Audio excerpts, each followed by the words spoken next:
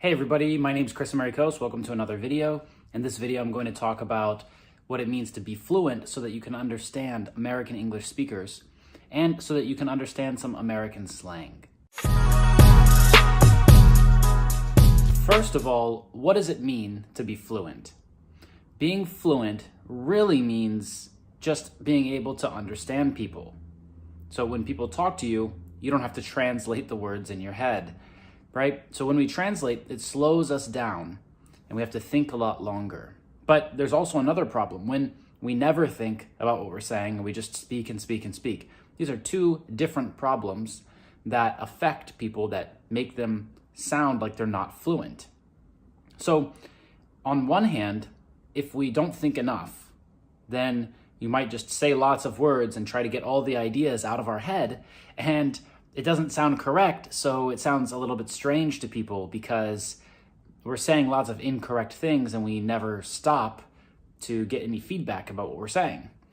The second problem is when we have to translate all the time in our head. So we speak very slowly with big pauses and people can see that we are thinking a lot. Both of these things stop us from being fluent because being fluent really means just understanding people without translating.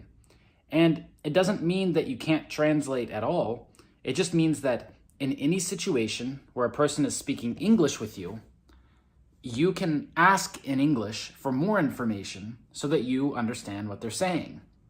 It doesn't mean that you understand every word and every sentence and every phrase, because even I don't understand all of that.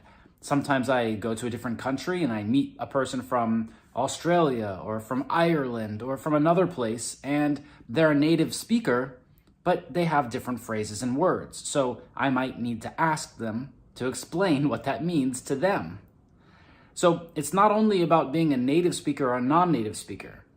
Being fluent just means that you can use one language to get new information and to understand new information. So really being fluent is about these situations where you don't know what something means. That's what being fluent means. It means that when you're in a situation and you don't know what the word is, you don't know what it means, or you need someone to repeat, or you didn't understand, that you can ask questions in English, get the information in English, and learn new ideas and new words in English. Now, one question that my English everyday students always ask me when they're doing our 24/7 speaking practice is they ask, why do Americans not pronounce the letter T in the middle of words?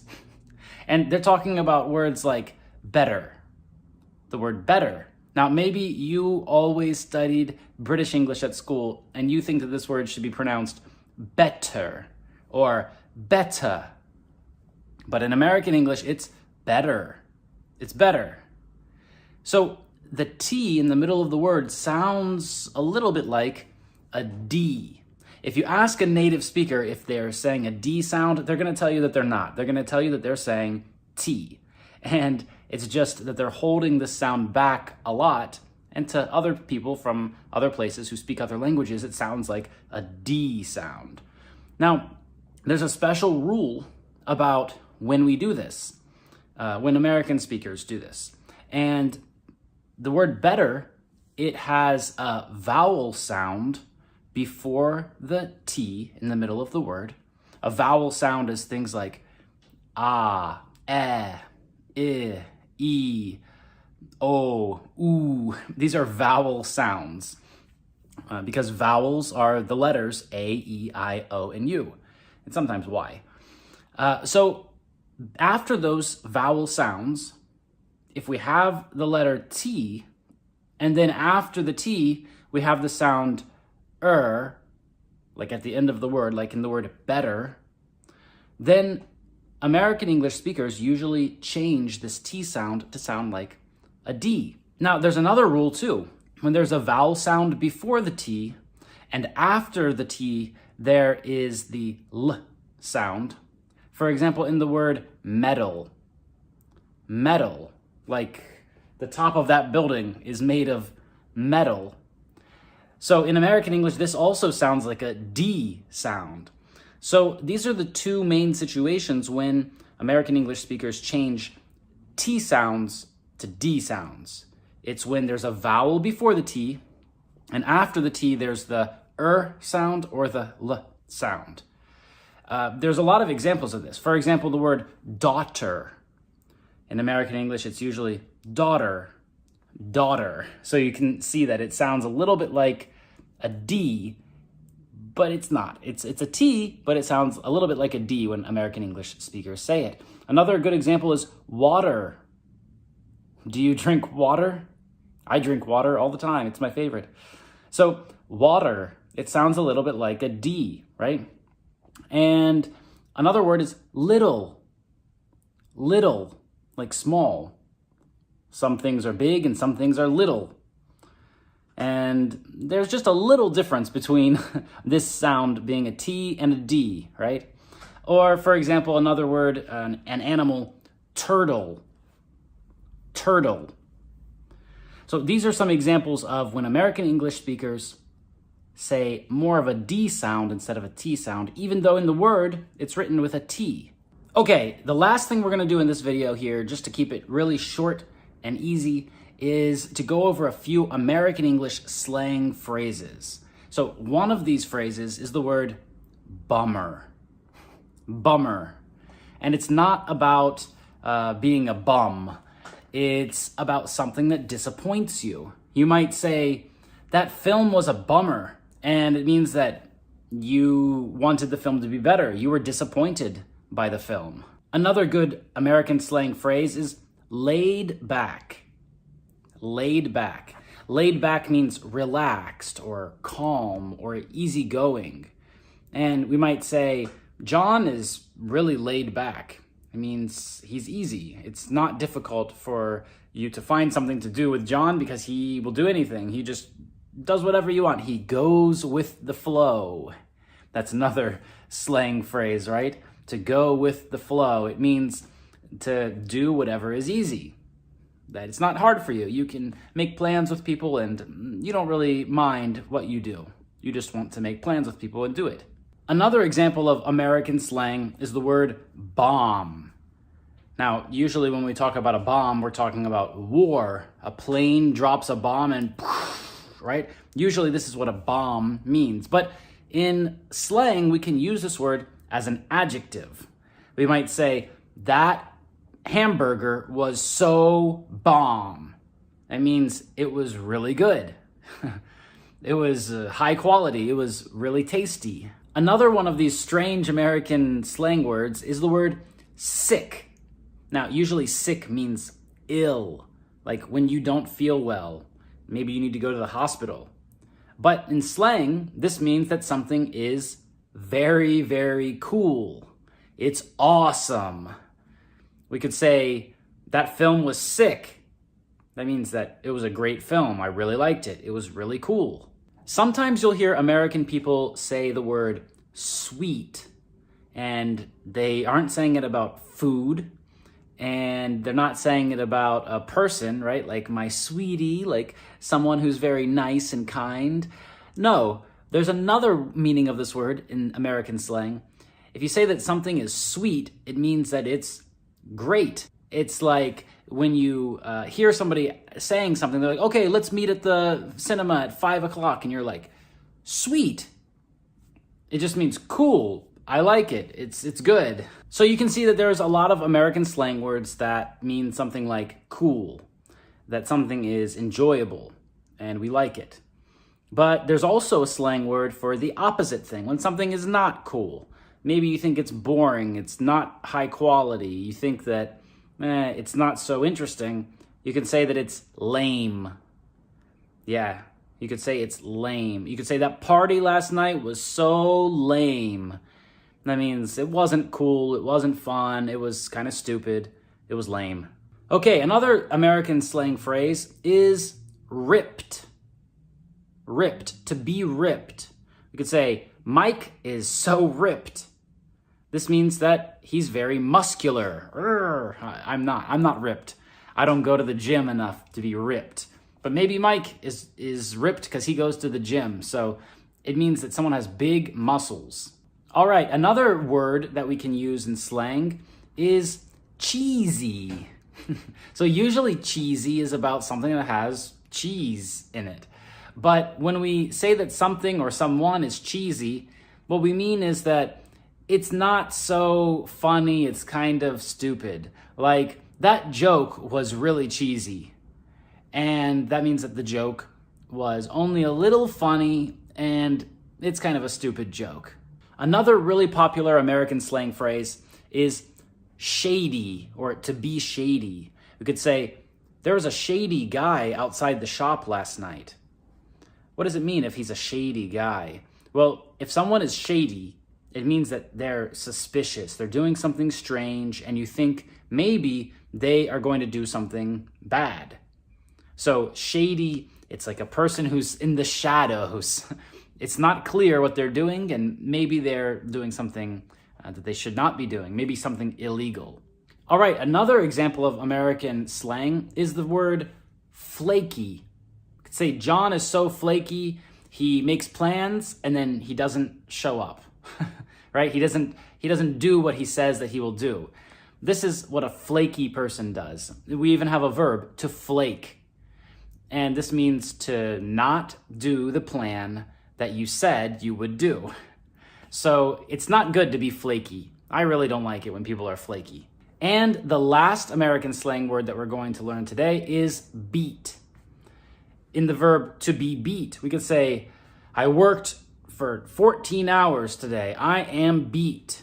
It means I'm very tired. So I hope you liked this video. Thanks a lot for watching. And if you did like it, go ahead and press like, press subscribe, and leave a comment down below. And I will see you in the next video lesson. Bye-bye. Hey everybody, Chris Americos here, and welcome to another video. This video is going to be all about small talk.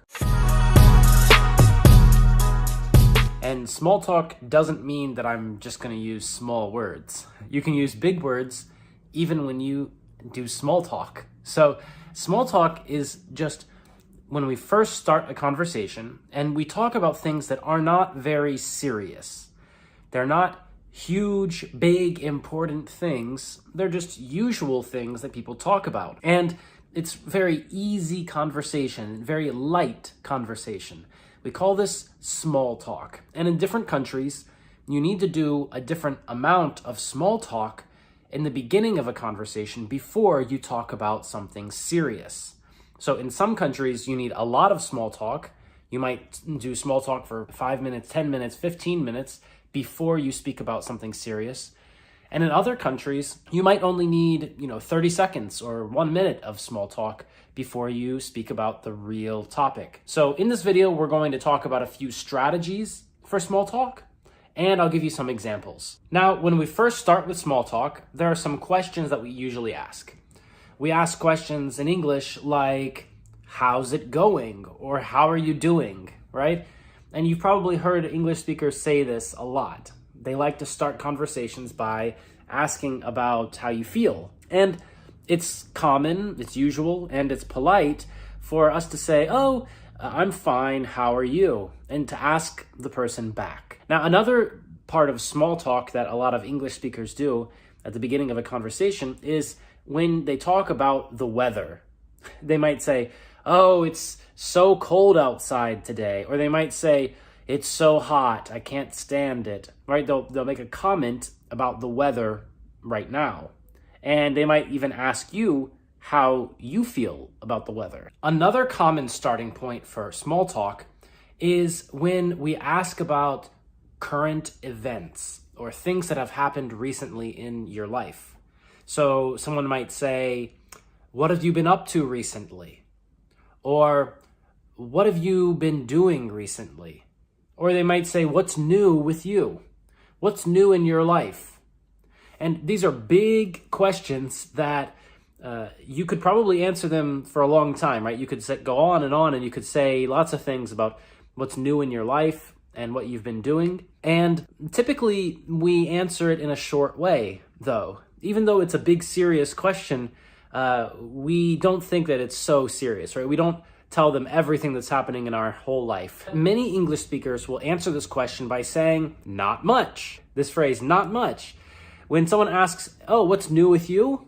English speakers will say, not much. And this just means that they don't have a lot to say. There aren't a lot of new things that have happened recently, and maybe they just think that it's small talk. So it's very common for people to just say nothing much, not much, but there isn't a lot of information to share right now. It's interesting because it's not always true, right? A lot of times English speakers will say that there's nothing new, and it's just because they know that it's small talk and they know that they just need to move to the next step in the conversation. But also, someone might say, oh, not much. What about you? What's new with you? And maybe they think that because you asked this question that you have something to share. And if you do have something that you want to share, then it's a good time to do that.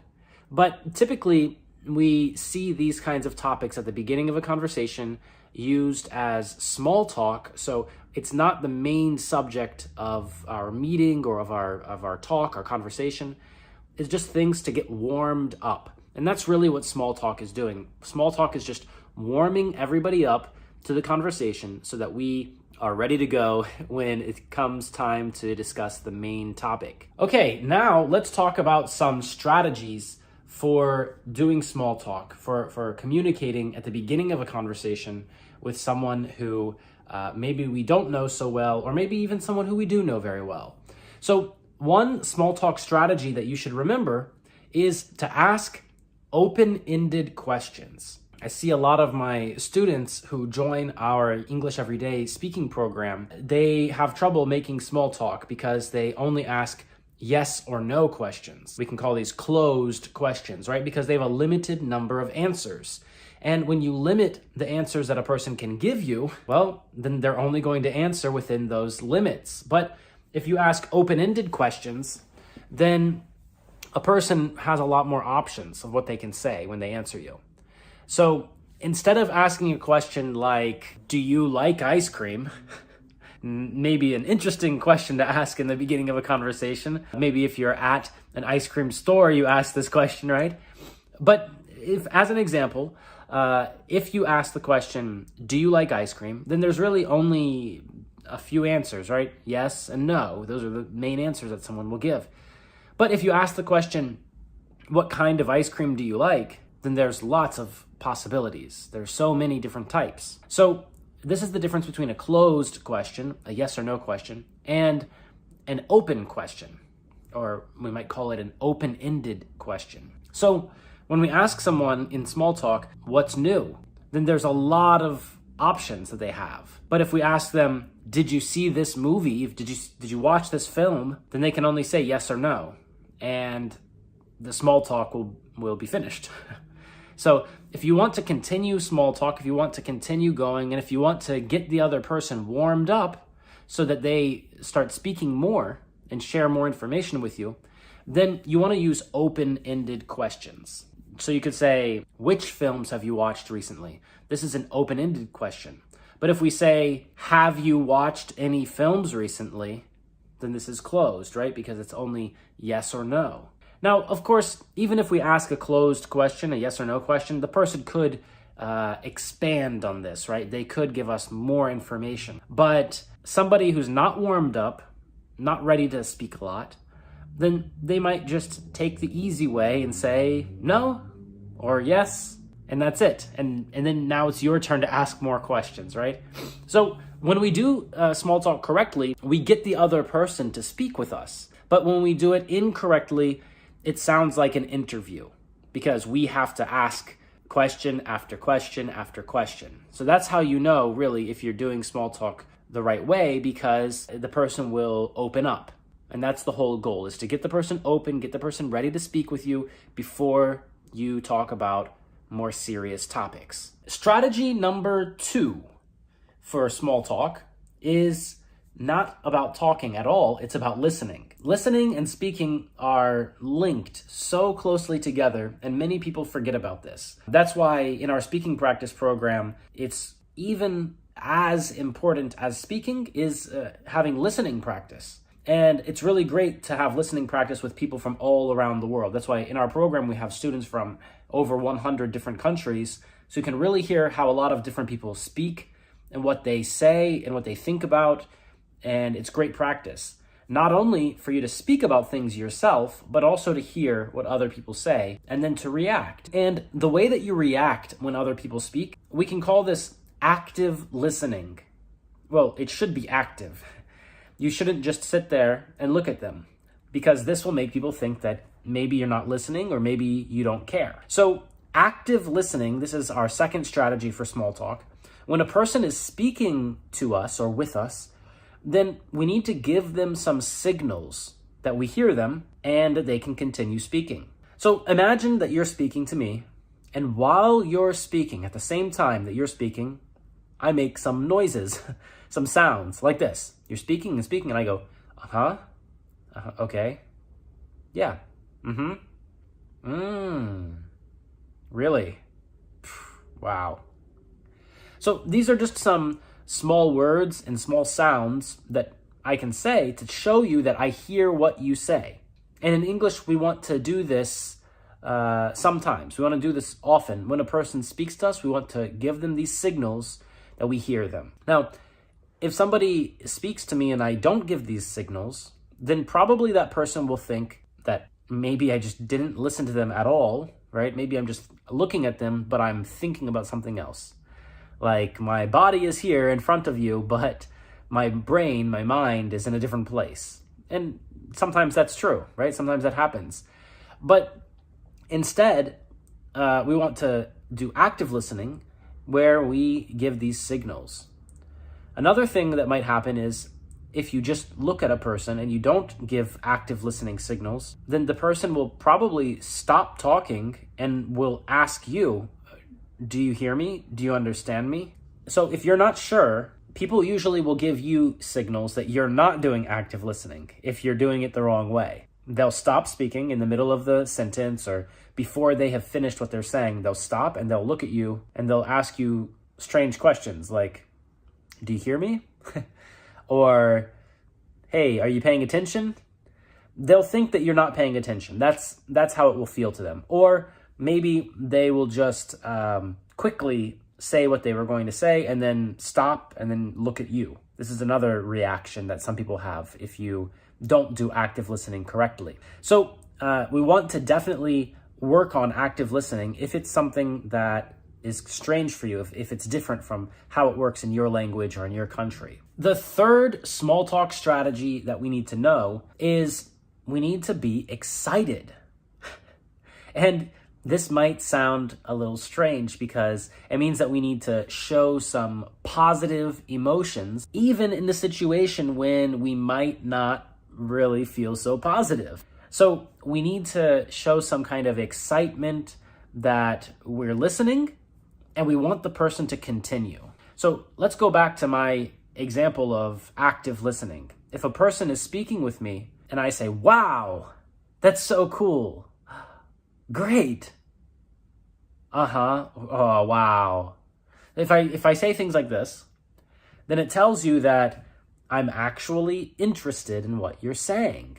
What you're saying is interesting to me. I have reactions, the reactions of a person who is interested. And because I'm interested, you can continue. Now, if I do it differently, if a person speaks to me and I say, no, stop. Right? If I say these things, if I give a negative reaction, then the person will think that I want them to stop talking. They'll think maybe I think that they're stupid. Maybe I think that what they're saying is not worth my time to listen to them. Maybe I think that I'm better than them, so it's not worth them explaining something to me, right? So we want to show some level of excitement, enthusiasm, being interested and excited about what's happening, and being positive. So this is connected to active listening, and people can also see that when we ask questions back. So really, small talk is all about the correct mix of active listening and open-ended questions. And the purpose of small talk is to be an introduction to more serious topics later. So there's not a specific amount of time that we have to use small talk. And like I said, in different places, it will definitely work differently. But as a rule, in English, when you're communicating in English, we should use some small talk at the beginning of a conversation, especially when we first meet someone, not only the first time that we meet them, but when we first see a person, even if they're our old friend. So that's it for this video. Thanks a lot. I hope that these strategies for small talk help you understand how to communicate with English speakers and people from other countries. If you're interested in joining our speaking program, you can click on the link below this video somewhere. Anytime that you want to practice speaking, you can come over and join a lesson. Have a great morning, afternoon, evening, or night, wherever you are, and I will see you in the next video. Bye. Hey everybody, what's good? It's Chris Americos, and welcome to another video. In this video, I'm going to tell you about greetings and ways to introduce yourself. And I think you're going to find it really interesting because there might be some phrases or words that you haven't heard before. And I'm going to give you some context into when you can use different kinds of greetings and introductions. So the first thing that we should start with is formal and informal greetings. Now, a greeting is when we say something like, hello. The opposite of a greeting would be a farewell, when we say goodbye. Honestly, the words hello and goodbye today are a standard greeting and farewell, and they're not really formal or informal. But if we have to choose one, then we're going to put hello into the formal category, because people who speak informally usually do not say this. They usually say something shorter, or they ask a question, and we'll talk about that in a second. So another formal greeting that people say a lot is good morning. Now, in some places in the world, people will shorten this and just say morning. And this is a way to say hello. Some people also say good day, or often in Australian English we'll hear g'day, where it's written something like G''day. And you can think of it like that in terms of the way that it's pronounced. However, in other places in the world, I've heard people say good day. It's not something that I typically say in the United States. And honestly, I don't usually say the full phrase of good morning unless I'm talking to my daughter and trying to teach her this phrase. Usually if I see someone outside on the street in the morning when I'm taking my walk, I'll say morning, and they'll say morning, and it's just a type of greeting. Now, we could say hello, as we talked about before, or we have this question that we might ask. Personally, I do not ask this question, ever. I would change it into an informal question, but I have heard some people say this before, and our English textbooks tell us that people say this. So, how do you do? How do you do?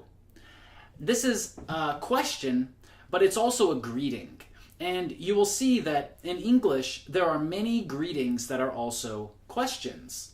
So you're probably thinking, do I need to answer this question? Or how do I answer back to a person who says this greeting to me, right? That's a good question. So if someone asks you, how do you do?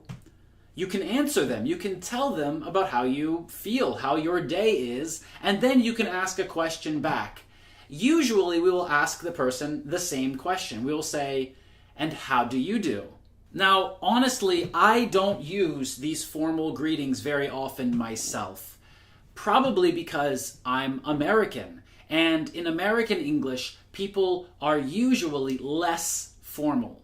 We like to use informal words and phrases. So let's look at some of these informal words and phrases. The first one is another question. It's, what's up? You've probably heard this before in a song or in a film or TV show, and it can be quite confusing because how should you answer this question, right? How should you answer it? If someone says, hey, John, what's up? What do you say? Well, there's a few different options. The first thing you can say is, hey, what's up? Right? And this sounds very funny to many students who I've taught. They say, so they asked you a question, you just answer with a question? Yes, because it's not really a question, it's a greeting. So person number one can say, what's up? And person number two says, what's up? And then they keep going. They keep walking or doing what they were doing before. Now, the second way that you can answer this question is someone says, "What's up, Chris?" And I can say, "Not much. What's up with you?" So just like when we talked about this question, "How do you do?" or the less formal version, "How are you doing?" Yes, those are the same. How do you do and how are you doing? But how are you doing is less formal. So just like with these questions, when someone asks us what's up, we can just repeat this question back. And this is a greeting. So you can answer the question like I said, John asks me, "What's up, Chris?" And I say, "Not much," right? Like there's not a lot of new things happening. There's not a lot of news. There's nothing interesting for me to tell you, right? That's what it means. Because the question, "What's up?" it's like, what's happening? Or what's new? And a lot of people are confused about that. So it's not correct to answer the question, "What's up?" by saying, "Good," or "okay," or "fine." These are not correct answers to the question, "What's up?" Right? Because "what's up" means what's happening. "Hey, what's happening, Chris?" "Good." No, that doesn't make sense. We can't say that. Instead, we can say, "Oh, there's nothing much happening. Oh, nothing new.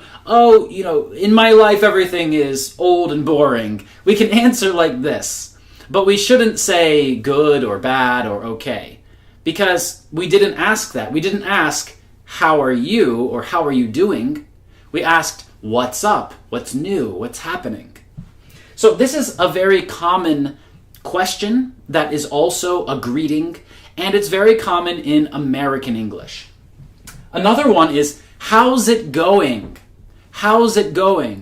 And here you can see, again, we have how, right? Like, how do you do, or how are you doing? And we have, how's it going? Here we can answer, good, great, wonderful, spectacular, terrible, bad, horrible, okay, so-so, fine, right? We can answer with all of these things because we asked how. We did not ask what. All right, next, we can also say things like, hey, or hi, or yo.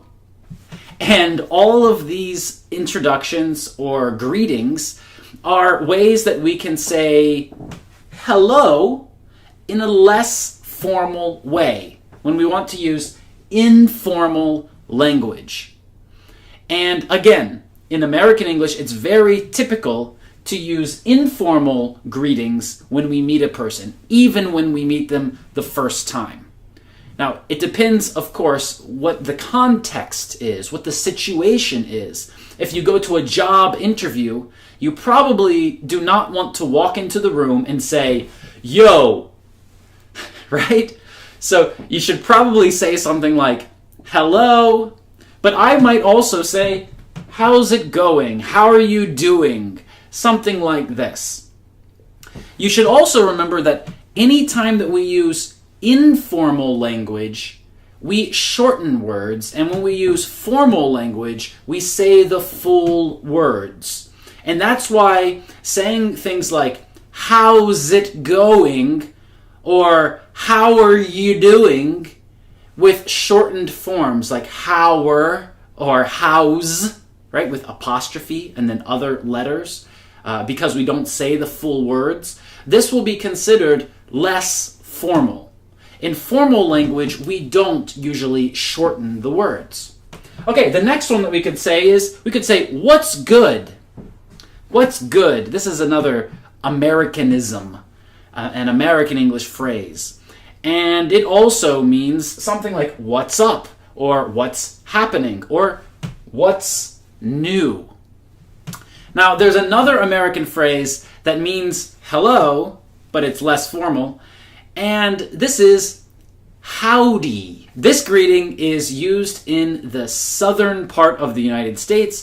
Usually I think of someone from Texas when I hear them say this. So if you want to be more creative and find a new way to say hi to someone, next time you see your friend who speaks English, walk up to him and say, howdy, partner. How's it going?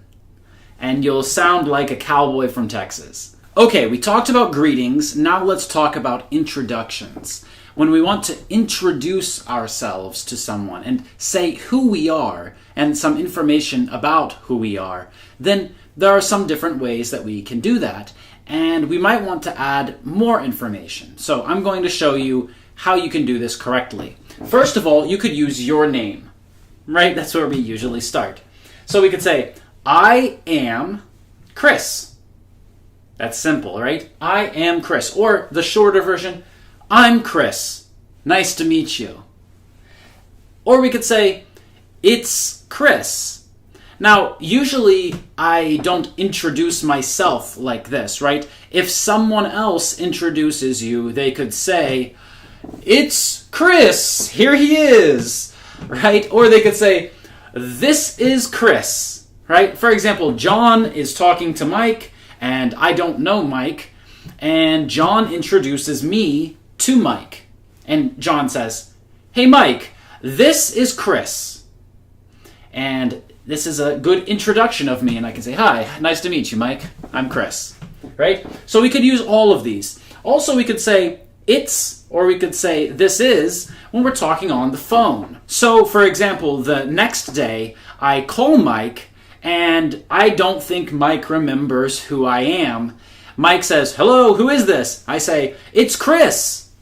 It's Chris from John's party yesterday. Or maybe I call Mike the next day, and I don't think that he remembers me. Because when he answers the phone, he says, hello, who is this? And I say, it's Chris from John's party. Or I say, this is Chris from John's party, right? And I say from John's party because that's where I met Mike. And I think that he should remember me from there. Maybe he knows a lot of Chris's. Hey, Chris is a popular name. So if we go to location, we can say a little bit more information about who we are. We could say not only I'm Chris, right? We could say I'm Chris with my name, but we could also say where I'm from. We could say I'm American. We could say I'm from the United States. We could say I come from the United States. And we could say I wasn't born in the United States. I was born in Germany. My parents were born in the United States. My grandparents were born in the United States. How did I get born in Germany? I guess my parents like traveling. But anyways, we could say I come from or I was born in and give some more information about who we are and where we are from. Now, usually we will say I come from if we're in a different place. So if I'm in the United States and I meet another person from the United States, I don't usually say I come from the United States. This will sound very strange because I come from, when we usually use this phrase when people are from a different place, when the person is a foreigner. And so maybe we have a group of people and one person says, I'm Jorge and I come from Mexico. So this means that he feels that he's in a new place, right? He's not in Mexico now, and he's telling us that he's from another land or country. And I was born in, sometimes people think that the place that you were born is the place that you are from. But this can be confusing. I gave you my personal example, right? I was born in Germany, but I am from the United States because my parents, grandparents, great-grandparents are from the United States, and they all speak English only. So I was born there, but I'm not from there, right? The same problem when we say, I live in a place. So maybe you move to New York, and you meet someone in New York, and they hear your accent, and they say, hey, where are you from? Are you going to say, well, I live in New York? This probably will not help the person understand more information about you, right? Because it just tells them that you live here now. But you should probably say something like, I was born in Italy, but I live in New York now. Or maybe I come from Italy, but I live in New York now. Or maybe I'm from Italy and I live in New York now. Or you could even say, I'm originally from Italy and I live in New York now. We could also say more information about ourselves by talking about our job and what we do. So first of all, we could say, I work at or I work for. And then we will say a company. For example, I work at chrisamericos.com or I work for chrisamericos.com. So you can say the company, and that way people can understand something about you. Because work is a big part of our lives, and it's a big part of our identity, about who we think we are. We can also say, I'm a, or I'm an, and then we can say the name of the job, right? We can say, I'm an English teacher. We could say, I'm a teacher. So by saying I'm a or I'm an, we can then say the job. And we need to remember to say a or an. We could also say I work as, and then a or an. For example, I work as a teacher, or I work as an English teacher. We should say as, not like. If we say like, then this means we do something similar to this job, but that's not exactly the job that we do. So if we say I work like an English teacher, it means that I'm not an English teacher, but what I do is similar to an English teacher. If I say I work as an English teacher, this means that I really am an English teacher, and that is my job. And then we could also say I work in. And if you say I work in, then you should say the sphere or the area of knowledge that you work in. For example, we could say I work in online education. You could say I work in IT, information technology, right? If you work with computers and maybe writing programs, then you know what I'm talking about. Maybe you say I work in the medical field, or maybe you say I work in sales. So this tells us about the department or the area of knowledge that you work in, and it doesn't really tell us about your position or the type of job that you have. It's just a sphere. Some other information that we might include as an introduction about who we are is our experience.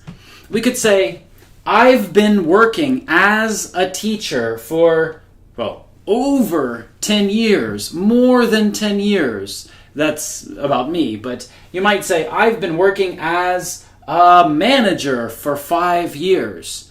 Maybe you want to say that it's the last 5 years. You could say, I've been working as a travel agent for the last 5 years. And this will tell someone that your experience is recent.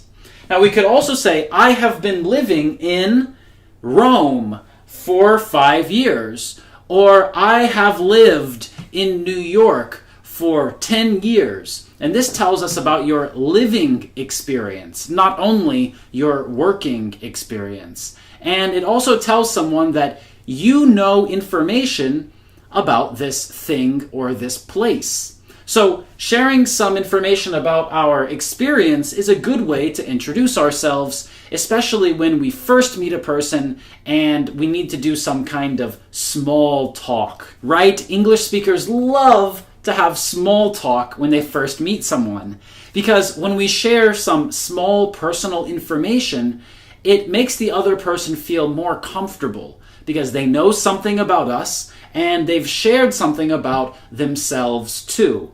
So it's not so important that you tell the other person your life's story. You don't have to tell them everything about you. But it is typical to share some information about yourself when you first meet someone and introduce yourself. So another kind of information that we might share is things that we like to do, our hobbies. And we can use phrases like, I like teaching English, or I enjoy teaching English, or I'm into teaching English. Or even, I'm a fan of teaching English. Now, maybe you noticed that after all of these phrases, I used the gerund. I used ing, right? So I said, I like teaching English. I enjoy teaching English. I'm into teaching English. I'm a fan of teaching English. We should always say ing after these phrases. And the last piece of information that we might include when we are introducing ourselves is we might tell people about our age. Of course, in different situations, people might not tell us about their age, and it might not be polite to ask about their age. But many people feel that it's okay to share some information about your age or their age, and they might use phrases like this. We might say just for example, I'm 34. I'm 34 years old. Can you believe it? And I'm in my mid-30s. I'm in my mid-30s. What does that mean? It means from the year 30 to the year 40, I'm in the middle part. I'm in my mid-30s. My 30s are 30, 31, 32, 33, 34, 35, 36, 37, 38, 39, right? These are my 30s. And I'm in the middle of them. I'm 34. So if you are 21, then you are in your early 20s. If you are 49, then you are in your late 40s. That's how it works. So, okay, great. In this video, I've given you a lot of different information that you can share when you first meet a person. You want to greet them, and it depends on the situation. You can greet them formally or informally.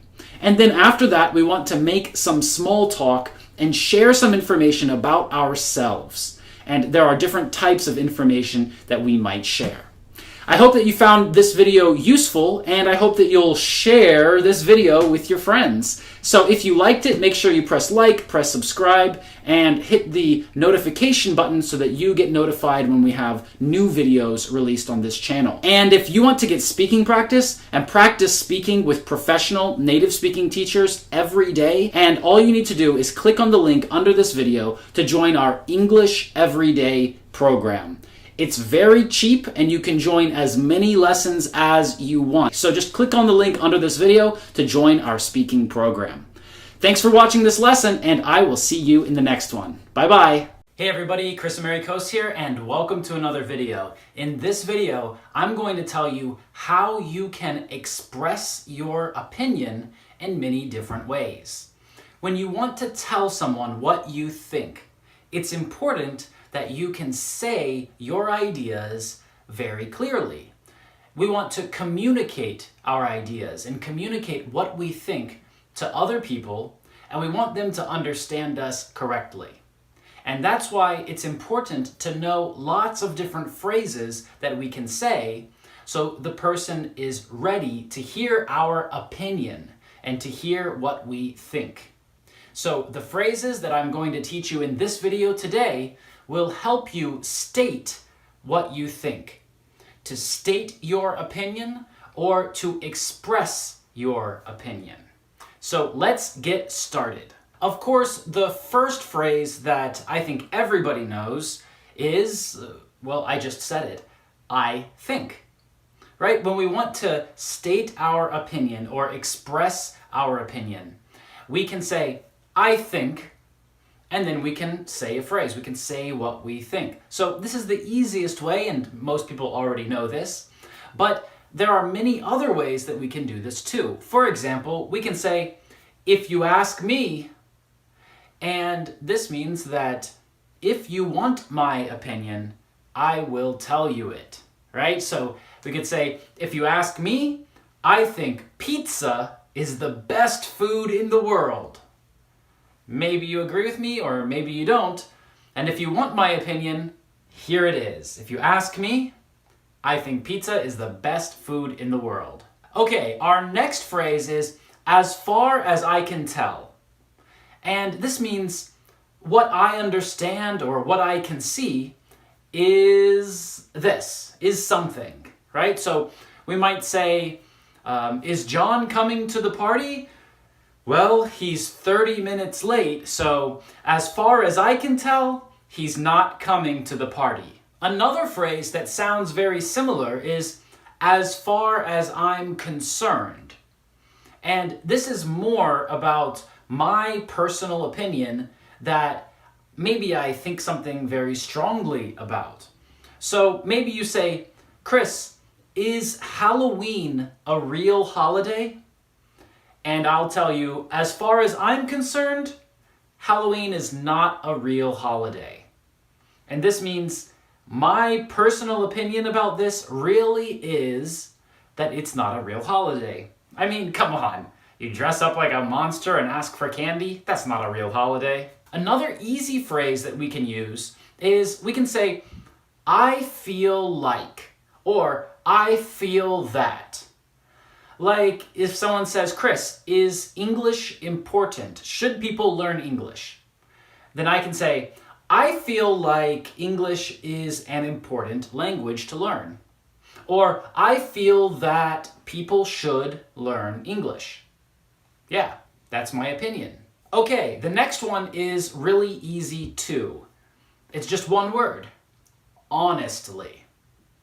And sometimes we will start speaking and say, honestly, and you should always use this rising intonation, right? We start low and then we go high. Honestly, and then we continue the sentence. So we might say something like, honestly, I think that the United States isn't the best country in the world. And you might hear somebody say, honestly, I think pizza is better than sushi. And usually after we say honestly, we also say I think, but we don't have to. We could say honestly, pizza is better than sushi. And the person will understand that this is my honest opinion. These are my honest ideas, my honest thoughts. I'm not lying. Another easy one that we can use is personally. And again, after personally, we usually say I think. So we might say personally, I think sushi is better than pizza. And this is my personal opinion. Just me, just what I think. Another similar phrase that we might use is, it's my belief that, and this one is similar to just saying, I believe. So for example, we could say, it's my belief that anyone can learn to speak English. And this means it's just what I believe. The next phrase is very easy because it's very short, and we can just say, to me, and then continue with the phrase. So somebody might say, no, Chris, you're wrong. Halloween is a real holiday. And I say, well, to me, it's not a real holiday. And this means you can think what you want, but this is what I think, right? This is how it looks to me. This is what I believe about this. Okay, the next phrase I want to teach you is using a verb that a lot of people never learn because they don't see it in books and textbooks, they don't hear it in conversations, and we don't usually use it in a classroom. It's the verb to reckon, and it means something like to think. So we can say, I reckon, or I reckon that, and both of these phrases will mean something like I think. So we could say, I reckon some people believe that Halloween is a real holiday. And this means that I guess, I think, okay, right? Some people think this. And so we can use I reckon, especially when we want to talk about an idea that maybe isn't popular, or maybe we don't agree with this idea, but I guess that works. I guess that's true. So it's something like I guess, or I think, but maybe I don't agree. I reckon this is a new word for you. Okay, another fun phrase that we can use to express our opinion is the phrase, I can't lie. And This might sound funny to some people because, sure, everybody can lie, right? Any person in the world can lie. And a lot of times when we talk about our opinion, we say something like, to tell you the truth, right? So we talk about truth and lies. And this phrase, I can't lie, it just means I'm going to tell you my honest opinion. So I can't lie, I think pizza is the best food in the world. Or I can't lie, pizza is better than sushi. Right? And this tells you that this is my honest opinion. Another phrase like this that we might say that's connected to lies and truth is the phrase, in all honesty. In all honesty, pizza's better than sushi. Come on, agree with me. Okay, enough with that example, right? In all honesty, people should learn English because it helps them speak with more people in the world. Right? So I can tell you that this is my honest opinion, and I think that this is objective. Another similar phrase is when we say, from my point of view. And this phrase lets us tell a person that it's okay if they don't agree with us. It's okay if we have different opinions, right? So I understand that you like sushi, but from my point of view, pizza's the best and nothing can be better. I lied, right? I said I was not going to use that example anymore, but hey, I love pizza. Okay, the next one, in my opinion. And sometimes you'll see people on the internet actually abbreviate this. They'll say, in my humble opinion, and they'll write IMHO. So if you see someone write IMHO, and you're wondering, what does that mean? It means in my humble opinion. So in my humble opinion, or in my opinion, it's similar to the last phrase that we talked about because it tells the person that I have my opinion and it's okay if you don't agree, right? This is my opinion and you can have your opinion. So we might say, in my opinion, French is also a very important language to learn. Okay, our next phrase is very similar. It shows the person that we both have different opinions and that's okay. And we can say, the way I see it is, or just the way I see it. Like, the way I see it, Spanish is also a very important language to learn.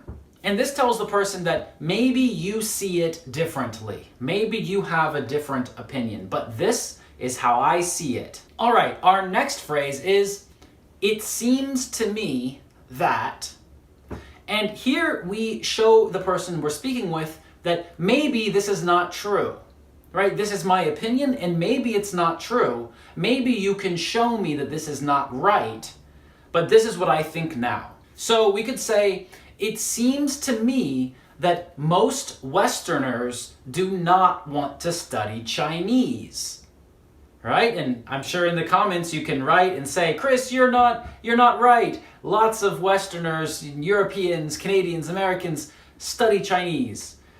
So if you want to write, you can, but it seems to me that not many people study Chinese in the West. All right, our next phrase is, I believe. Or we can also say, I honestly believe. And when we add in honestly, it shows more emotion.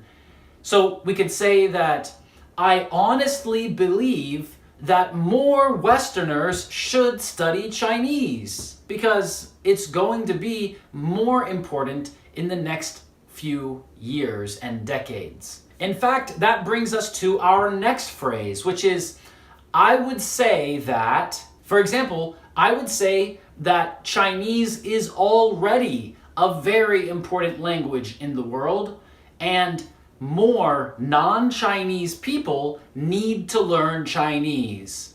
I would say that.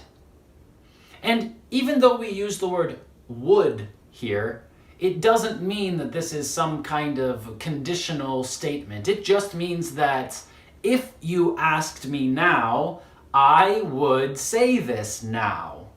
And I already said it. All right, we're down to our last phrase, the last phrase that we use to clearly communicate our opinions, our thoughts, and our ideas, to express what we're thinking. And this phrase is, I consider it to be. It means that this is my perspective about this. This is my opinion about this, right? So as an example, I can tell you this.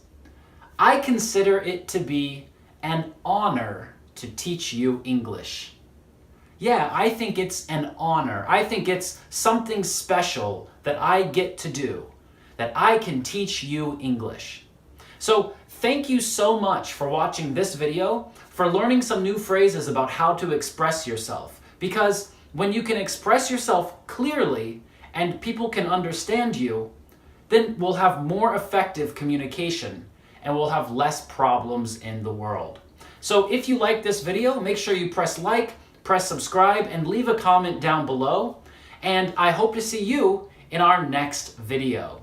By the way, when our channel reaches 1 million subscribers, we're going to release a 100% free intermediate English course. We're going to give the whole course away for free to any person who wants it when we get 1 million subscribers on this channel. So if you want us to give away our intermediate English course faster, then you should share this video with your friends and help us reach 1 million that much quicker.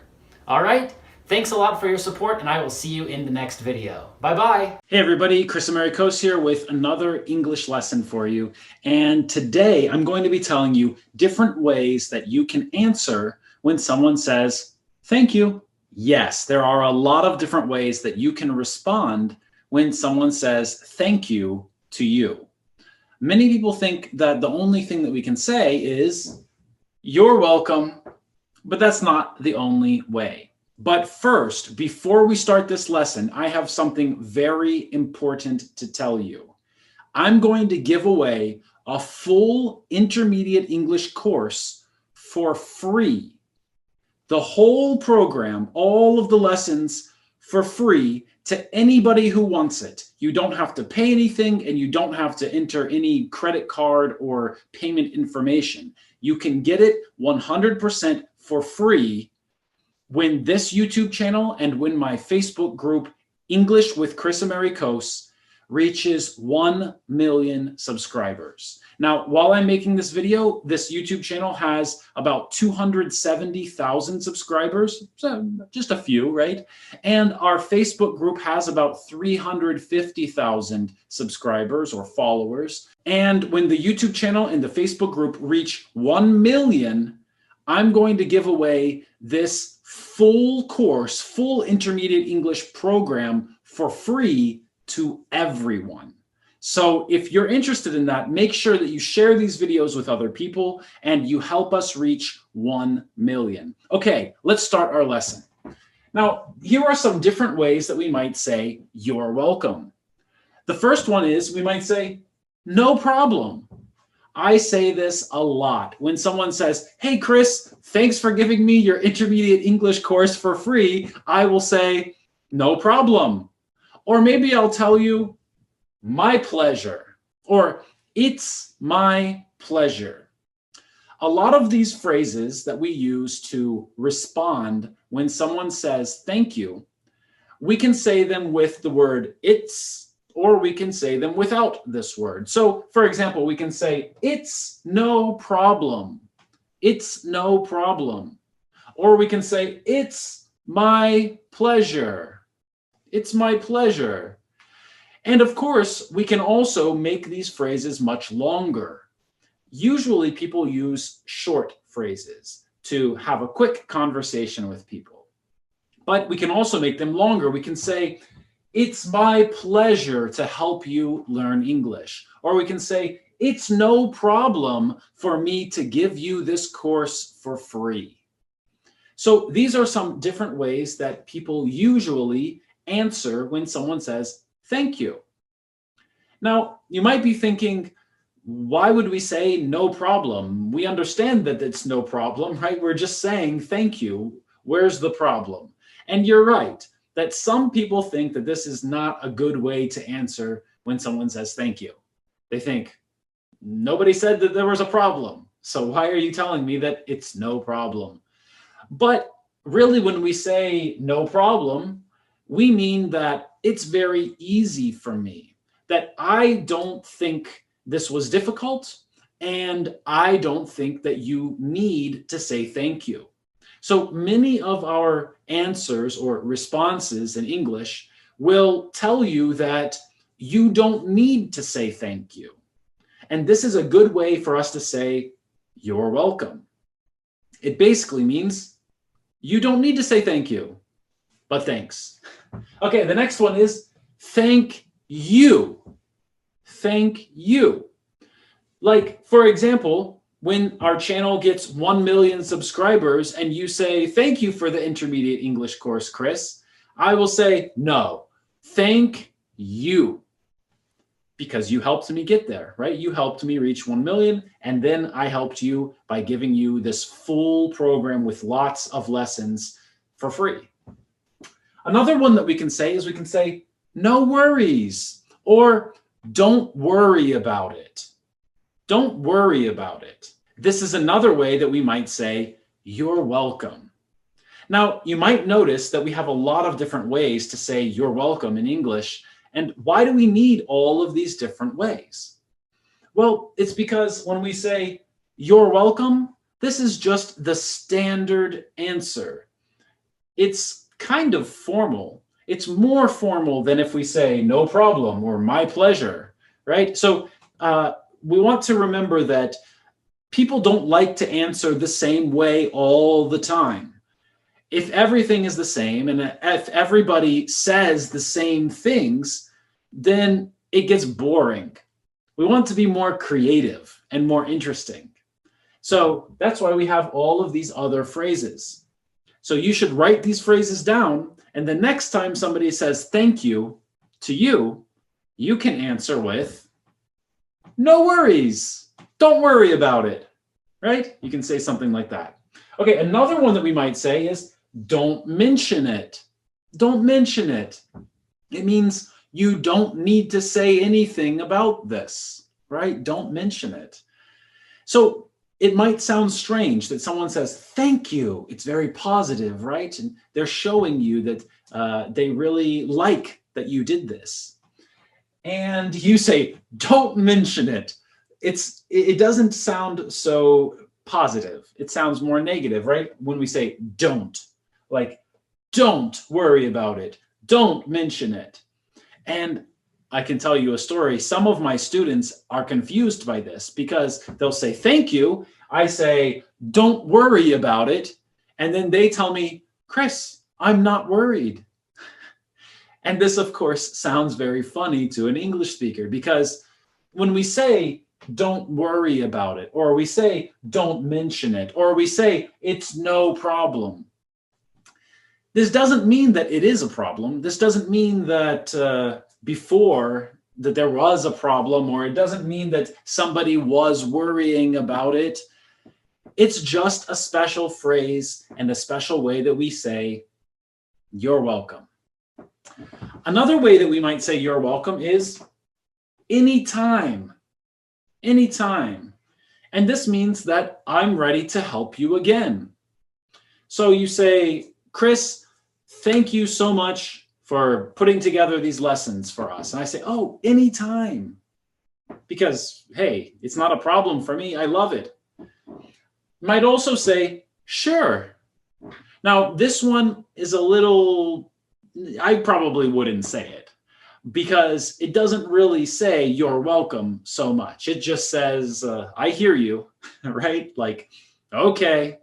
But if I wanted to say you're welcome, I could say, sure. Hey, Chris, thank you. Sure. And our intonation is going to change whether this is really a you're welcome or if it's kind of like, meh, whatever, right? So I think you understand the difference here, that someone could say, thank you, and you say, sure, right? Like, I don't care, whatever. Or someone can say, thank you, and you say, sure, right? And this intonation is different. Okay, a few more ways that we might say you're welcome. And these ways are a little more formal because they're a little longer. For example, if we said, It's the least I can do. It's the least I can do. Like, for example, this is a small thing for me. I could help more. So if you say, thank you, Chris, for giving us a free intermediate English course with all the lessons. It's, lots of lessons and lots of material and lots of information for free. Thank you, thank you, thank you. And I say, it's the least I can do, because I could do more. Because when we hit 2 million, I'm going to create another course for you. But we could also say, I'm happy to help. I'm happy to help. And really, I am. I'm happy to help you learn English. This is what I do. This is my life. And another way that we could say you're welcome is we could say, it's nothing. Now, it's nothing also might be a little strange, because the person is thanking us, and for them, clearly, this is not nothing. And if I'm spending my time helping someone, I don't think that it's nothing. But we need to remember, just like with the phrase, no problem or no worries, it's nothing. It doesn't tell the person that really this is nothing. It's just a phrase that we usually use to talk about you're welcome, to say you're welcome. Another way to say this phrase. So if you want to make your English speech more creative, more interesting, then try to use some of these other phrases to say you're welcome. And don't just say thank you, you're welcome, right? It's kind of boring. Be more interesting, be more creative. Use these phrases. Thank you so much for watching this video. I hope that it helped. I hope you learned a new phrase, and I hope that maybe the next time that I see you and I say, hey, thanks for subscribing to my channel, or thanks for leaving a comment down below, then you'll probably say something like, Chris, it's my pleasure. Now, let me remind you also that if you want to join live speaking lessons every day with me and other professional teachers, so if you're interested in that program, you can click on the link under this video.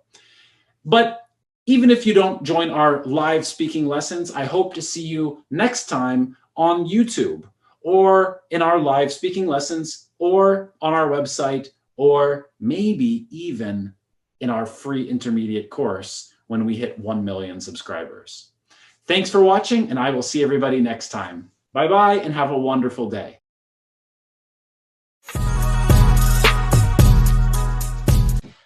Today we're talking about questions and not questions. So I think last week we had a similar topic that we spoke about a little bit, but today we're going to speak about this with more detail. First, we need to talk about how we make questions so we can understand when we do not make questions, so we can understand how to answer these questions. So in general, there are two usual ways that we make questions.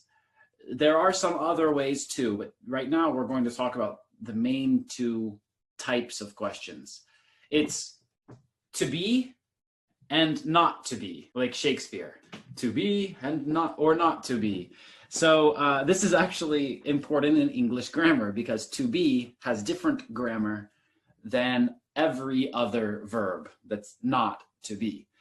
So when we talk about making a question with the verb to be, we need to have the verb and then the subject. And sometimes we also have a question, word, or phrase at the beginning. Sometimes. Actually, let's go ahead and say like this. So, not always, but sometimes we have it. Great. So for example, we could say, are you hungry? Are you tired? Are you an English teacher? Right? We could use this kind of question. A verb is the action that we do, and the subject is the person or the thing doing the action. Right? So we could say, for example, I am hungry. Not a question, because we have subject and then verb. I am. I am, right? So this is not a question. But if we change it Am I? This is a question. So we have, are you hungry? Yes, I am hungry. Or no, I am not hungry. Or we can have a question word or a question phrase in the beginning. So we could say, how old are you? How old are you? In today's lesson, we're going to talk about turning questions into noun phrases. So taking a question and making it not a question. For example, here we said, how old are you? We have the question word or phrase. Then we have the verb, and then we have the subject. Right? Question word or this is a question phrase. How old? Like if we say, how much? How many? Right? These are all question phrases. Sometimes a question phrase is longer. How many dogs and cats? This could be a question phrase. How many people in Sweden? This could be a question phrase. Okay, so we have question phrase, verb, and subject. This is a question. But what if I say in the beginning, I don't know? This means it's not a question, right? For example, how old is Mike? I don't know how old Mike is. We need to change the order of the words, right? Because this is not a question. So we need to change the order. So because it's not a question, we say subject and then verb. Mike is. But when it's a question, we say the verb and then the subject. Is Mike? Right? So the verb to be, it's easy. We just have verb and subject, and this is easy, right? Usually.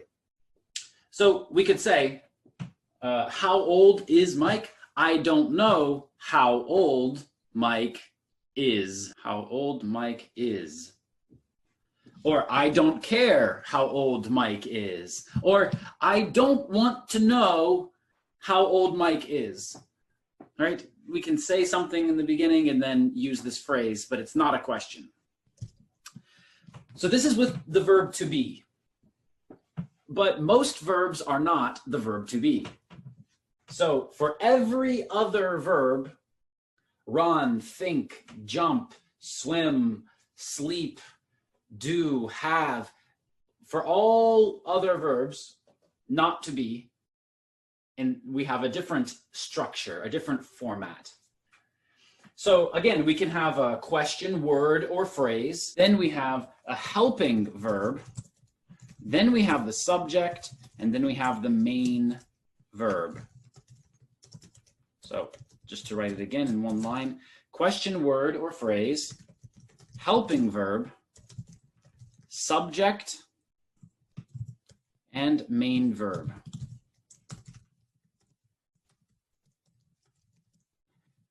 For example, we could say, do you like pizza? Do you like? Do you like dogs? Do you like cats? Do you like cars?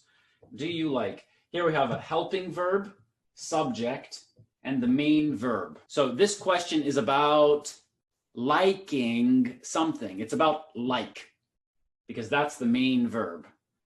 It's not about do. Do is just helping us make a question, right? It's a helping verb. The main verb is like. Do you like? Do you go to school? Do you have a car? Do you walk with your dog in the morning? Do you sleep in a bed? Right? We could ask lots of questions and just change the main verb. And we can also have a question word or phrase. Like here we say, how often? How often do you eat pizza? For example, how often, question word, do, helping verb, you, subject, eat, main verb. Question, helping verb, subject, main verb. So every other verb that is not to be, it works like this. But what if we don't want to say a question, right? So it's a question because we said, how often do you eat? But if we want to make it so it's not a question, we can say, for example, I don't know how often Mike eats pizza. How often does Mike eat pizza? I don't know how often Mike eats pizza. Right? So it's not a question. Mike eats pizza, not a question. Does Mike eat pizza? Question, right? We have a helping verb here, and we create a question like this. I see Jose says, when do we use to be and when do we use not to be? So when the verb in the sentence, the main verb is to be. So to be is like I am, you are, he is, right? So we know that am and are and is, this is the verb to be. And if we use these words, then we should use to be structure. But here, the main verb is like. That's not the verb to be. Here, the main verb is eat. It's not the verb to be. Or if the verb is have, like to have a car or to have a job, then we say, do you have a job? Because the main verb is have. It's not to be. So sometimes a person will ask us a question and we can answer them with the same words, but not a question, right? That's what I'm doing now. I'm showing you. I said, how often does Mike eat pizza? So we want to save these words. How often Mike eat, right? We can use the same words and say something that's not a question. So how often does Mike eat pizza? I don't know how often Mike eats pizza. Or I don't care how often Mike eats pizza. Or I don't want to know how often Mike eats pizza. Or I never think about how often Mike eats pizza, right? So I say some sentence and create a special phrase at the end of the sentence. And this special phrase is from the question that the person asked me. If I said, where is John from? Where is John from? How can we change this and make it not a question? You can try to answer this question in the chat.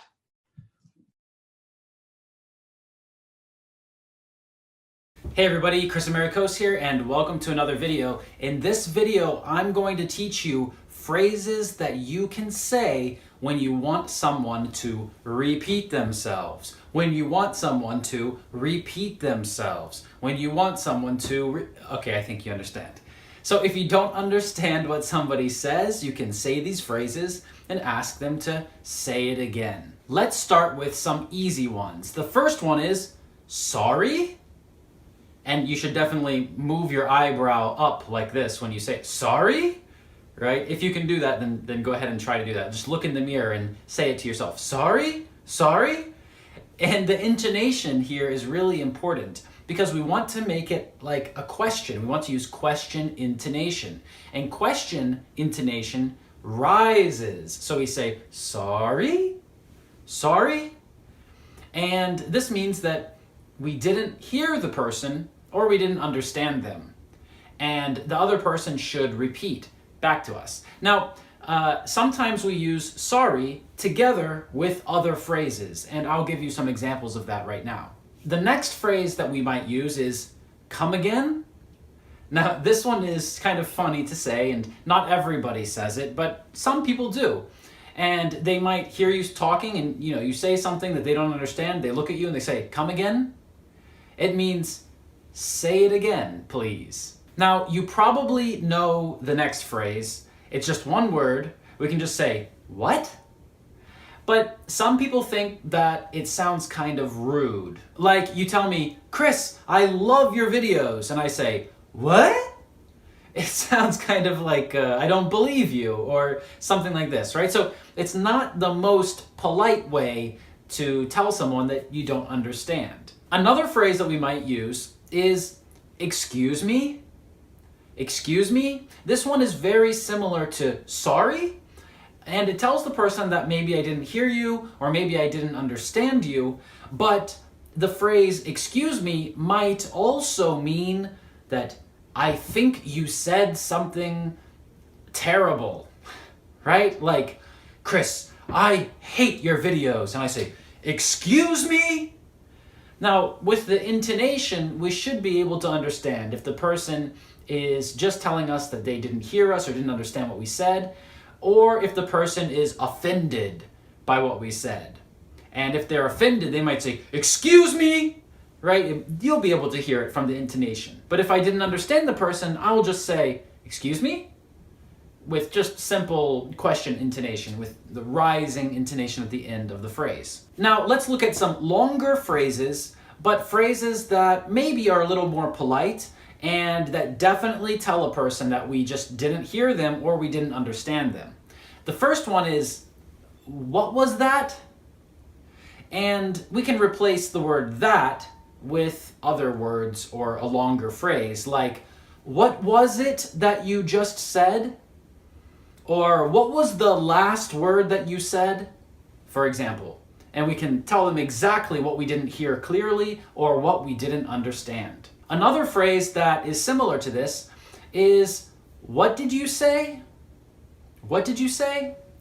And again, this phrase could sound like I didn't hear you or I didn't understand you, but also it could sound like I am offended.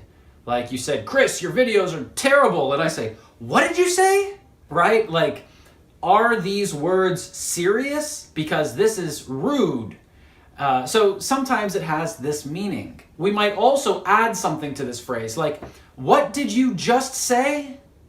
And this tells us that we're talking about the last thing that you said or something that you said very recently. Another one that we use a lot is, could you repeat that?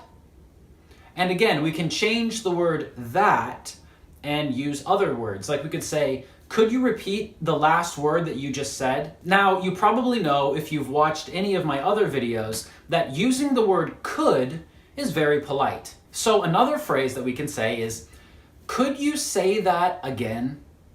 This one is very clear and very simple, right? And we can change the word that. We can say, could you say the last word again? Or could you say that sentence again? Or could you say the last thing that you said again? Okay, the next phrase that I'm going to teach you is kind of a funny phrase, at least I think it's funny, but I hear people use it quite often. And this phrase is, I beg your pardon. I beg your pardon. And again, this means excuse me or sorry or I didn't hear you, I didn't understand you, and I want you to repeat. But also this phrase might mean that I'm offended, that I think you said something rude. It has both of these meanings. And what does it really mean, beg your pardon? Well, a pardon is when we forgive someone. Like they say sorry and you say, okay, I accept your apology, right? This is to pardon someone. They did something bad and you say, it's okay now. And we say, I beg your pardon. Beg means to ask for something very, very strongly. Please, please, please, please. So it means, please, please accept my apology. I'm very sorry. That's what it means. Okay, now let's talk about phrases that we use to tell someone that we didn't hear them or we didn't understand them, but we want them to know that it's our fault.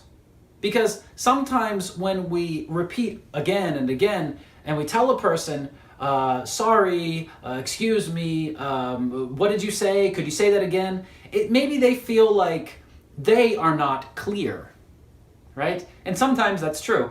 But if we want to tell them specifically that we didn't understand it, we didn't hear them, then we should say something else. And we can say, for example, I didn't catch that.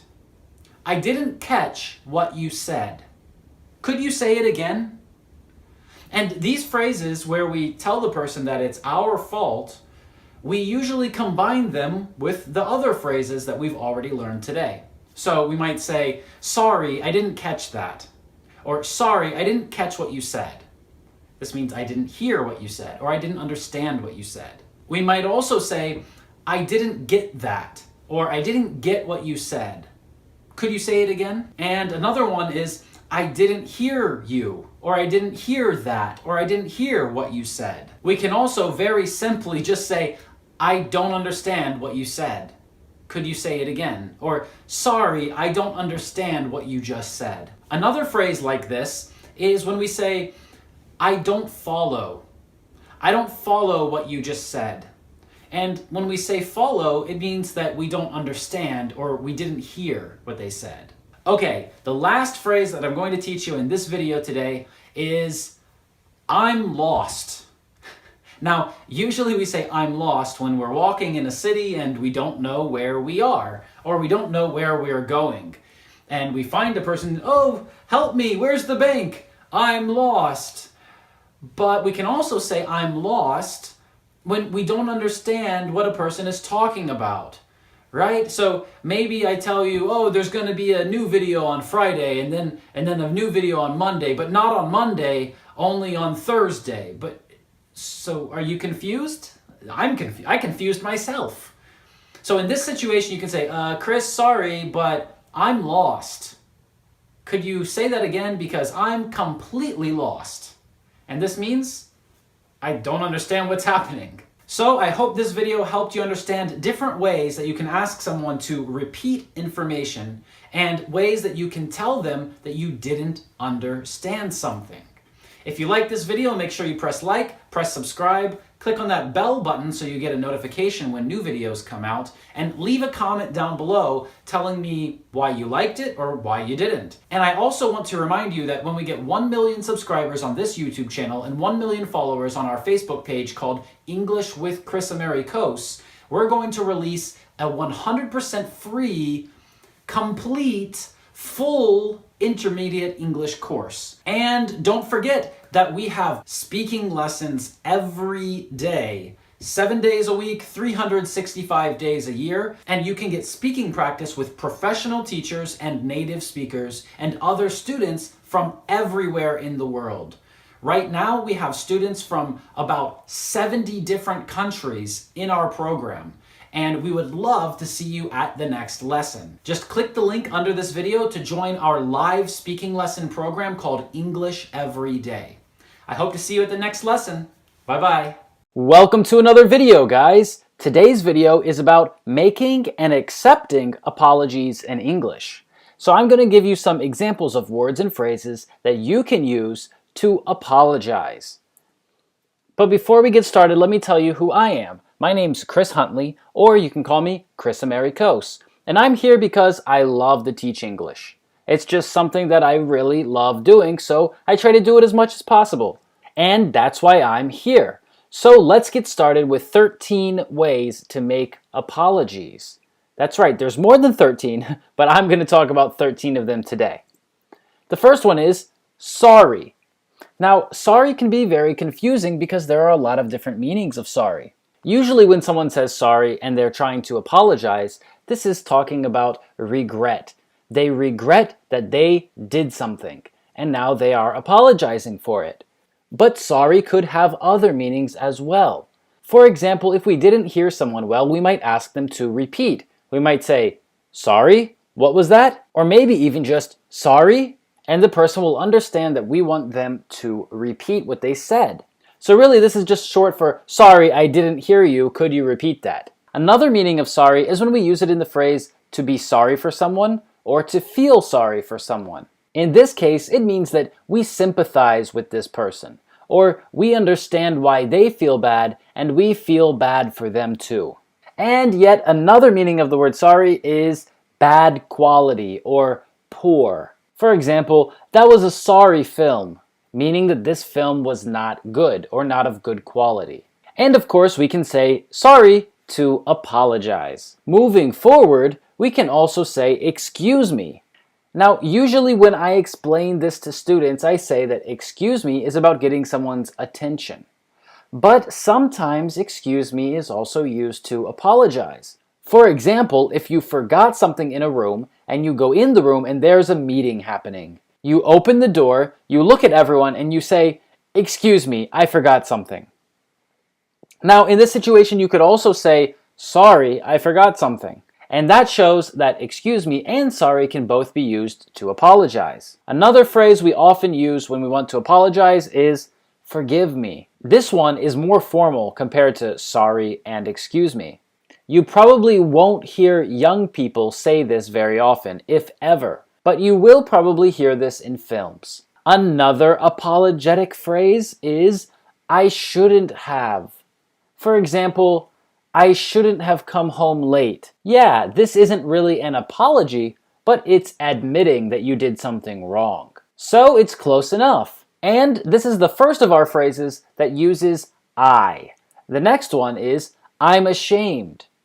So again, we're telling the person how we feel and that we feel bad about what happened or about what we did.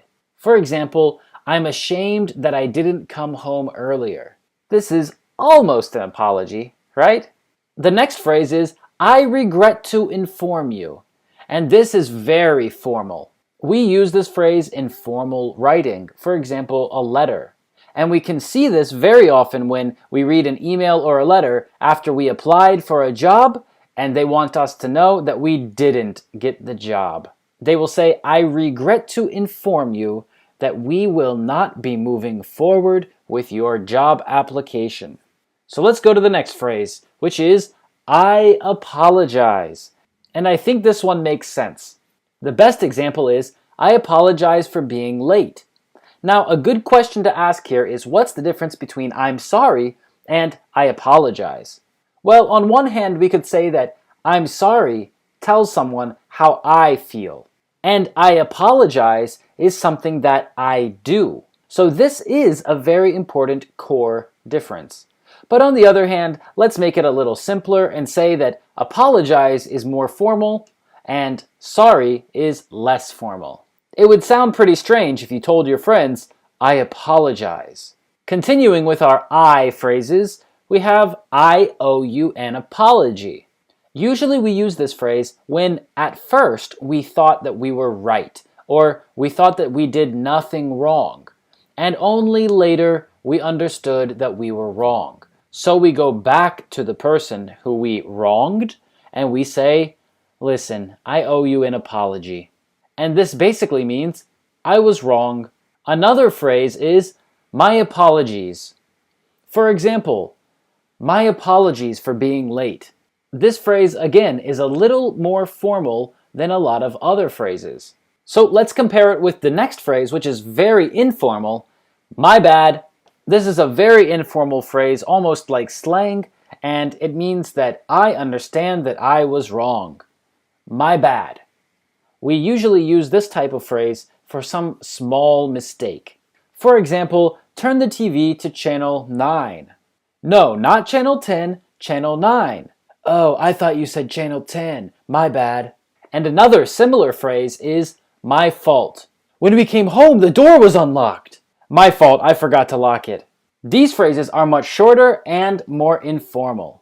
And another phrase that fits into this category is "my mistake." So we have three phrases that are practically the same: my bad, my fault, and my mistake.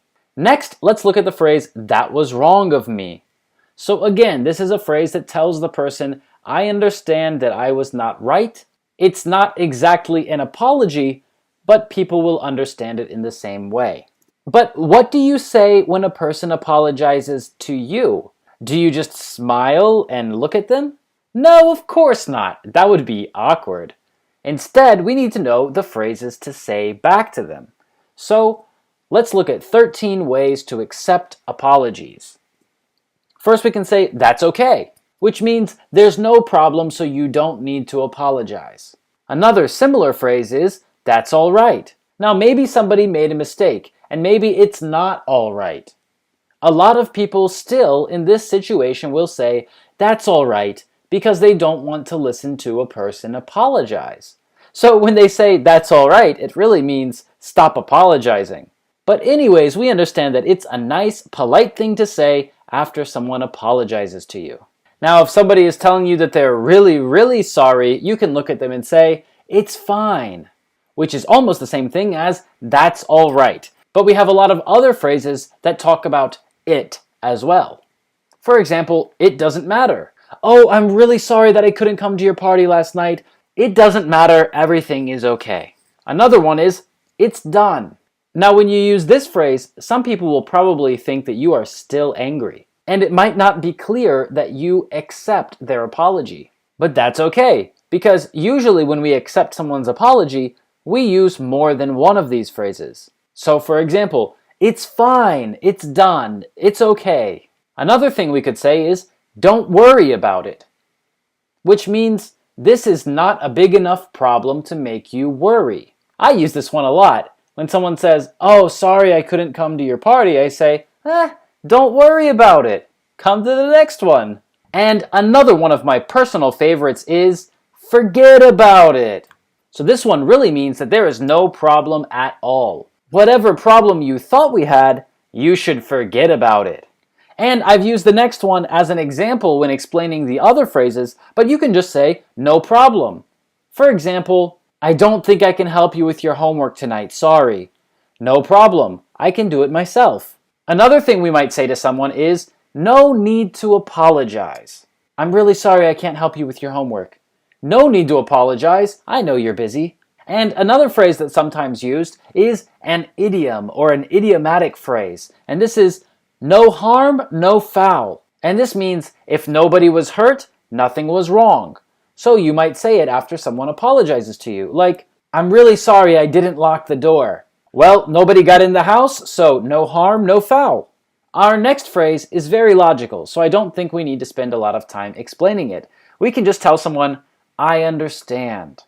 And again, we usually say more than one of these phrases after someone apologizes to us. So maybe I would say, I understand. Don't worry about it. It's fine. We could also say, I forgive you. Now, this one is much stronger because it's very clear that you accept their apology. And we also have a phrase, forgive and forget. So, a lot of people believe that if you forgive them, that you should forget about it. And our last phrase is, I've already forgotten. So if somebody says, sorry I couldn't help you yesterday, you say, don't worry, I've already forgotten about it. And that's it, guys. So thanks again for joining me for this video, and I'll see you in the next one. Hey everybody, my name's Chris from chrisamericos.com, where we help you level up and show the world the best version of yourself. And in today's video, we're going to learn baby talk in English.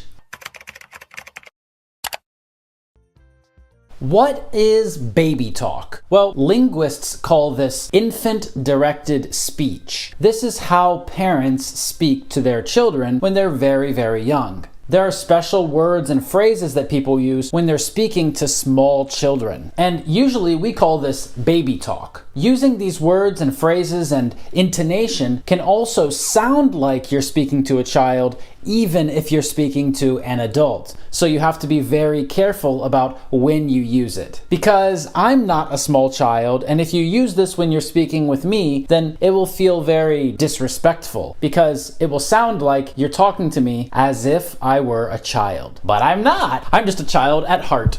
So in this video, I'm going to give you the vocabulary words that people use when they speak with small children, but I'm also going to try to tell you a little bit about how linguists think about this phenomenon. But first, press subscribe and then press the bell button so you get notified when new videos come out and so you can join us for live speaking practice. Now, is it good to talk to a baby using baby talk? There are different opinions about this. Some people say that you shouldn't use baby talk with children at all. They say that it hurts them developing regular vocabulary, because adults don't speak like that, and we want them to learn how to speak normally, not just speak like a baby. However, other people say that baby talk actually helps children develop their vocabulary and it gets them speaking. And if you speak English as a second language or a foreign language, or maybe you're still learning English and you want to teach your children English too, then you might start by speaking English to them at home. And this can be very difficult because when you learn the language as an adult, you don't usually learn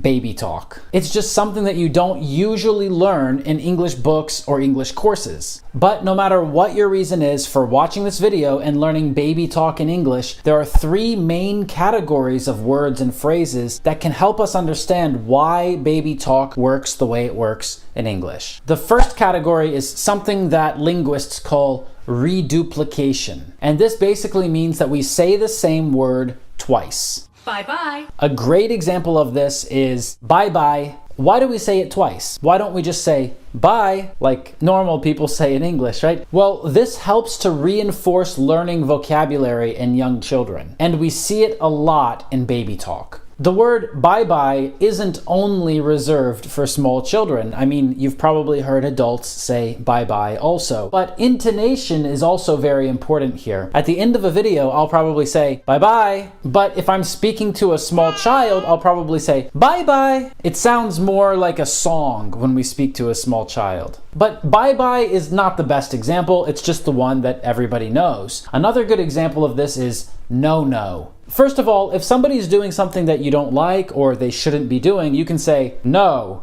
don't do that. But what do you call this thing that you shouldn't do? That's it. You just say it's the thing that you shouldn't do, right? Well, for children who are just learning to speak, it can be difficult to separate verbs from nouns. So if they're doing something that they shouldn't do and you say no, then they might understand that they shouldn't do it or that you don't want them to do it. But when they describe this thing that they shouldn't do, they might call it a no. And parents might say that too. Parents might say, don't draw on the walls. That's a no. It's something that you shouldn't do or I don't want you to do. Another example of reduplication is the children's way of saying dinner. Instead of dinner, you can say din. And a parent might say, come to the table, it's time for din.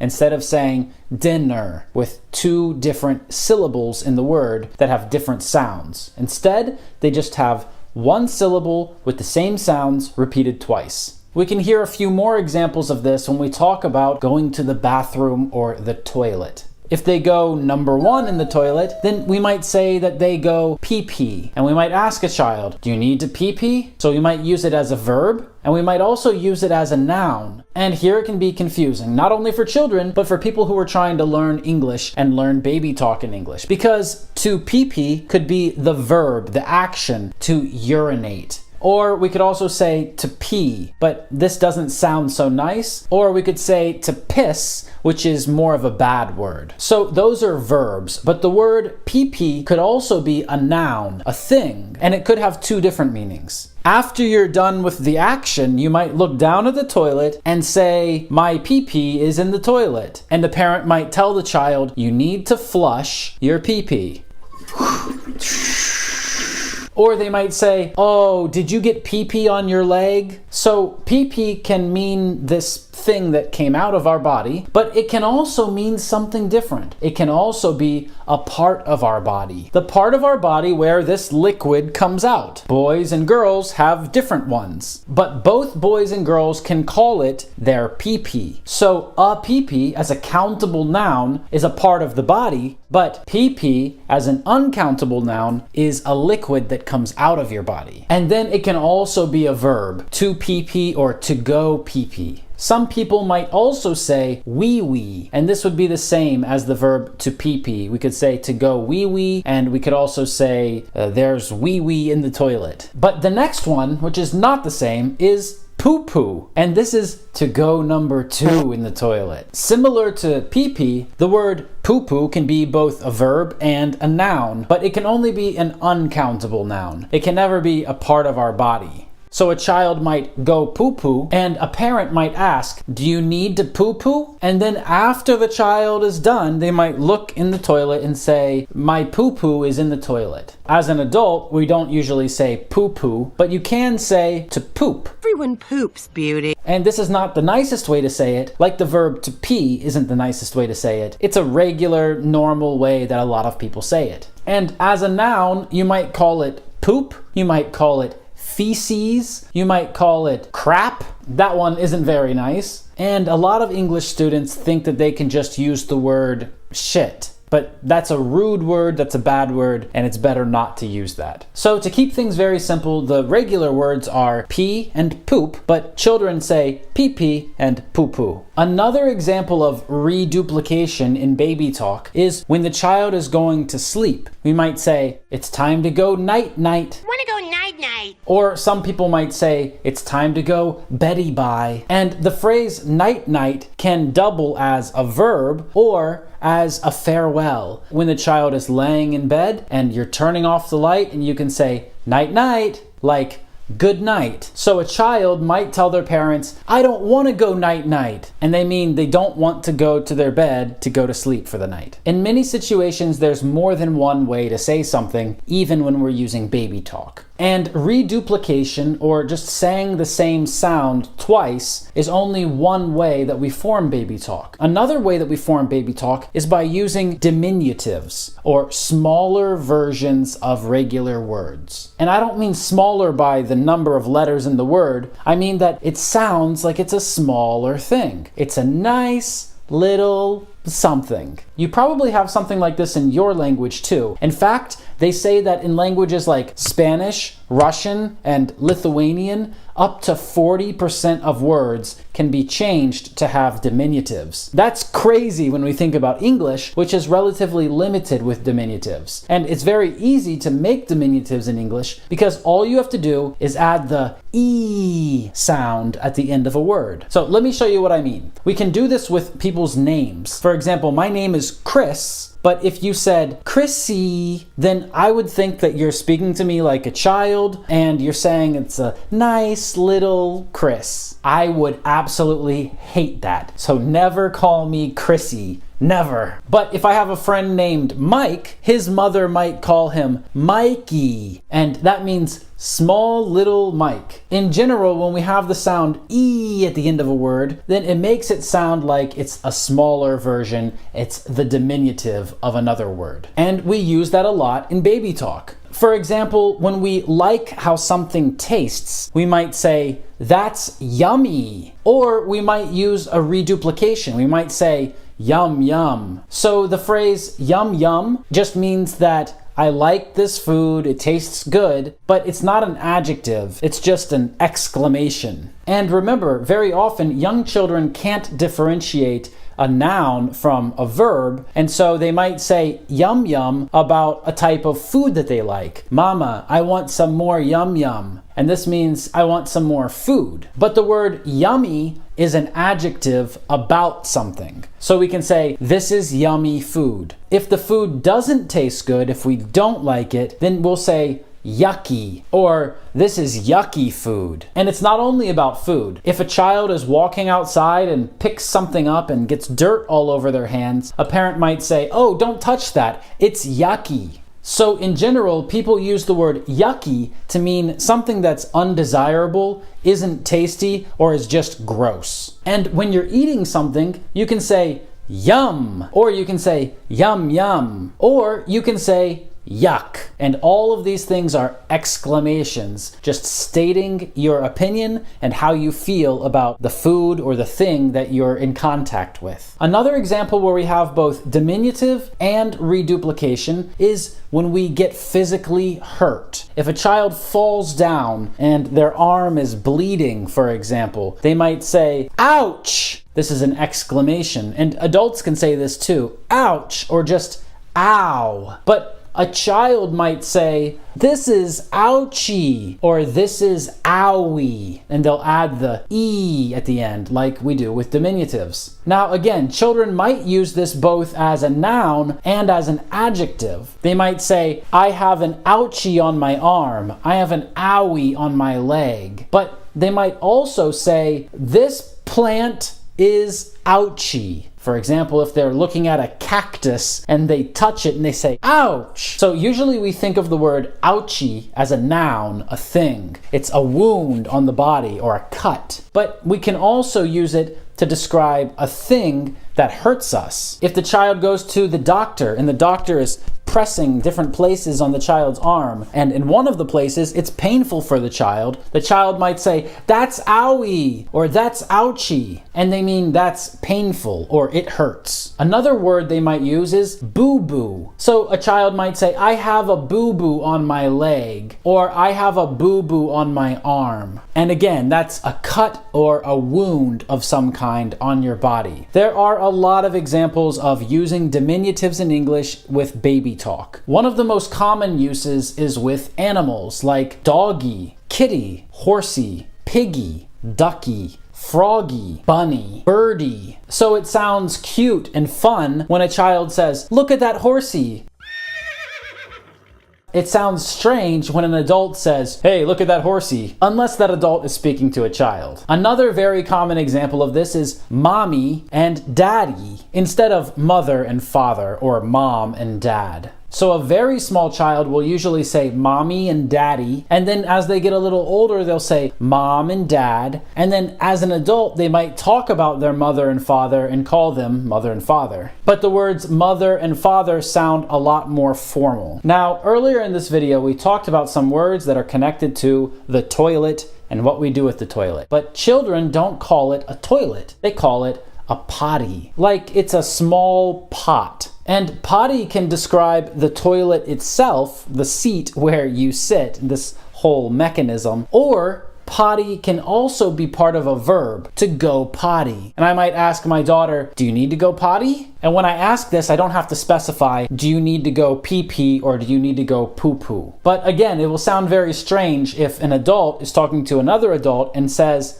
"I need to go potty." It will sound like they're a child. Another example of this is the part of the body where our food goes after we eat it, when we're digesting it. It goes to our stomach, but children don't usually call it a stomach, they call it a tummy. Or they might even use the word tum-tum. So again, here we see examples of both reduplication and diminutives. Another term they might use is belly, but this isn't limited to baby talk. You can see that in English we use the E ending a lot with children's words, like a blanket. When a child goes to sleep, when they go night-night, they need a blanket. But they don't call it a blanket, they call it a blankie. So they might say, "Mama, I want my blankie." And before they get into bed, they need to put on some special clothes that they will sleep in. These are pajamas in American English, or pajamas. Some people pronounce it pajamas, some people pronounce it pajamas, but children call them jammies. Put on your jammies, get ready for night-night, or get ready for bed. Or we might say, it's time to go night-night, get your jammies on. And how do we know that it's time to go to bed? Well, the child probably looks very tired. And we can say, "You look sleepy. I think you're sleepy." Maybe as an adult learning English, you learned that tired and sleepy mean something different. But when we speak to children, those differences are not so important. And sleepy can describe any time that the child is tired. And because it uses the diminutive ending E, it's more likely to be used in baby talk. Just like the word teddy. We could just call this stuffed animal a bear, but children tend to call it a teddy bear. Or just teddy, using the E ending. Some children have a special thing that they suck on,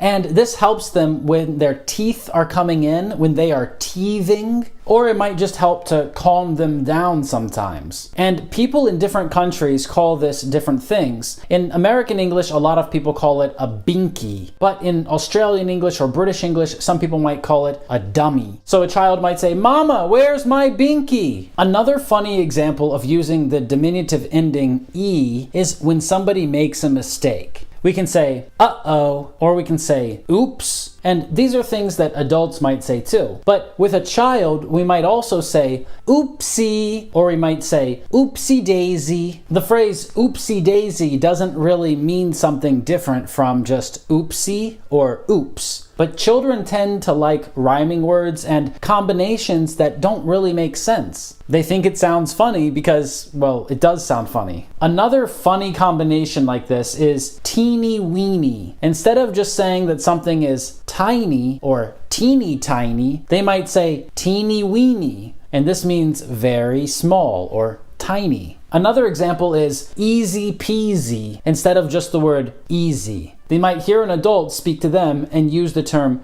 easy peasy. Oh, you can do this. It's easy peasy. And then the child might pick up on this and think that it sounds funny or interesting and then repeat it. So we've talked about reduplication. We've talked about diminutives. But the third thing that we need to talk about is iconicity. That's what linguists call it. But in English literature, we usually call it onomatopoeia. And basically what both of these things mean is that we use sounds as words. And linguists call it iconicity because you're basically taking the sound that something makes and then using this term to talk about both the sound and the object that makes the sound. So a great example of this is choo-choo. Here comes a choo-choo train. Choo-choo is the sound that a train makes in English. And a child might say choo-choo when they're playing with a train, but they might also call the train a choo-choo. They might say, "Give me my choo-choo." And this is because they connect the sound with the object that creates the sound, and they don't really see the difference between those two things when they're very young. So when they see a dog, they might say, "Look, it's a woof woof."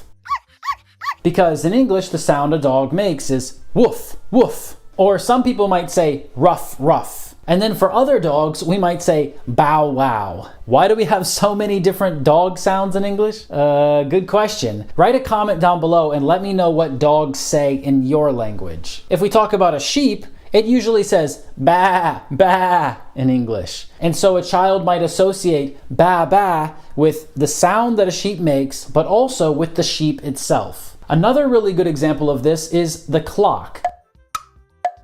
And the clock goes tick tock, tick tock. So it's very possible that a child might call a clock a tick-tock because that's the sound it makes. Or it can talk about an explosion that an adult might describe as boom. So a child who's learning how to speak might fall down and say, "Mama, boom, boom." And this means I fell down, or it means I got hurt. It means that there was contact with something. Usually it's about a loud sound or hitting something. Probably my favorite example of this is the word moo-moo, which is the sound that a cow makes. So a child might say moo-moo like the sound that a cow makes, or they might use the word moo-moo about a cow.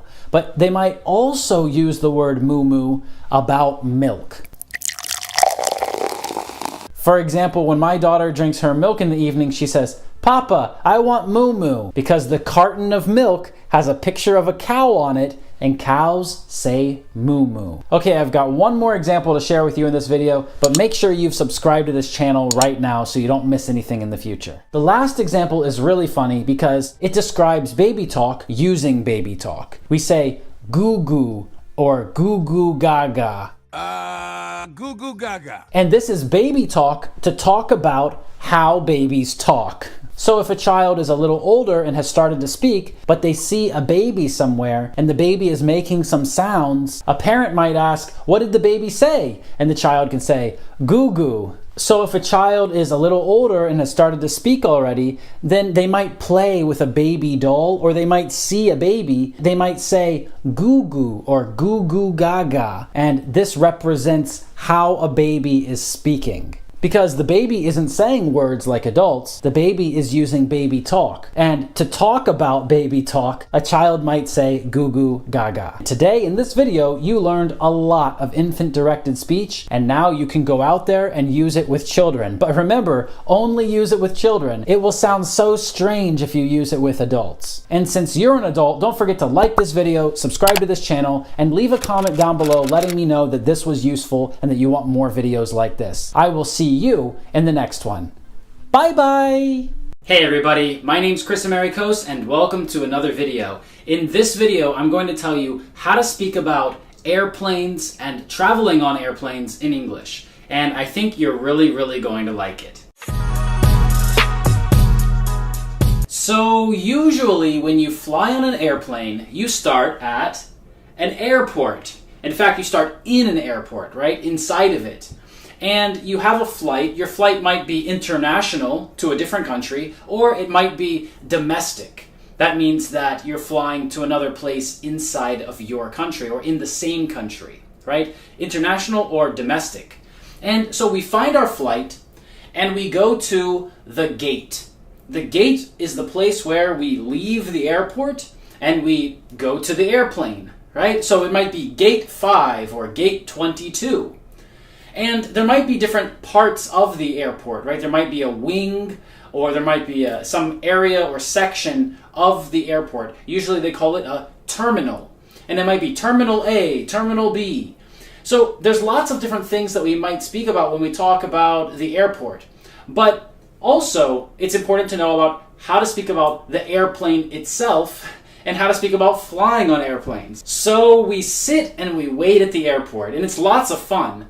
If you've never tried it, you definitely have to try it to see how fun it is to just sit at the airport and wait for your airplane or wait for the flight to leave, right? So what happens is we wait at the gate in the airport and then we go on our plane, right? They tell us that now we can go onto the plane and they say, now it's time for boarding. Boarding. This is when we move from the airport onto the airplane. It's called boarding, and the verb is to board the airplane. And it's also very boring, right? Boarding is very boring. It's not fun. So when I said it was fun earlier, I was just joking. I was just being sarcastic. But after we board the airplane, then we sit on the airplane and we wait for the airplane to move, right? And the airplane starts moving. But the airplane doesn't just go into the air, right? It doesn't go up into the sky immediately. First, we stay on the ground. And the pilot of the airplane drives the airplane on the ground before he flies the airplane, right? So this process is called taxi. Yes, this is the exact same word as that yellow car that you might find in a big city. Taxi. And there's a verb, to taxi. So maybe you're on the phone with your friend and the pilot says, okay, we're taking off, we're getting ready to leave. And they start driving the airplane and you say, I can't talk, we are taxiing. Yeah, it can be a verb, to taxi. So after you taxi, then the airplane goes up into the air, right? And this is called takeoff. And the verb, to take off. And the pilot might say, we are going to take off in 20 minutes. Something like that, right? It's always a very long time because you're always sitting on the airplane waiting and waiting and waiting. But after we take off, we go up. The airplane goes up. So we can say to go up, or we can say to ascend. And this is the airplane's ascent. The airplane's ascent into the air.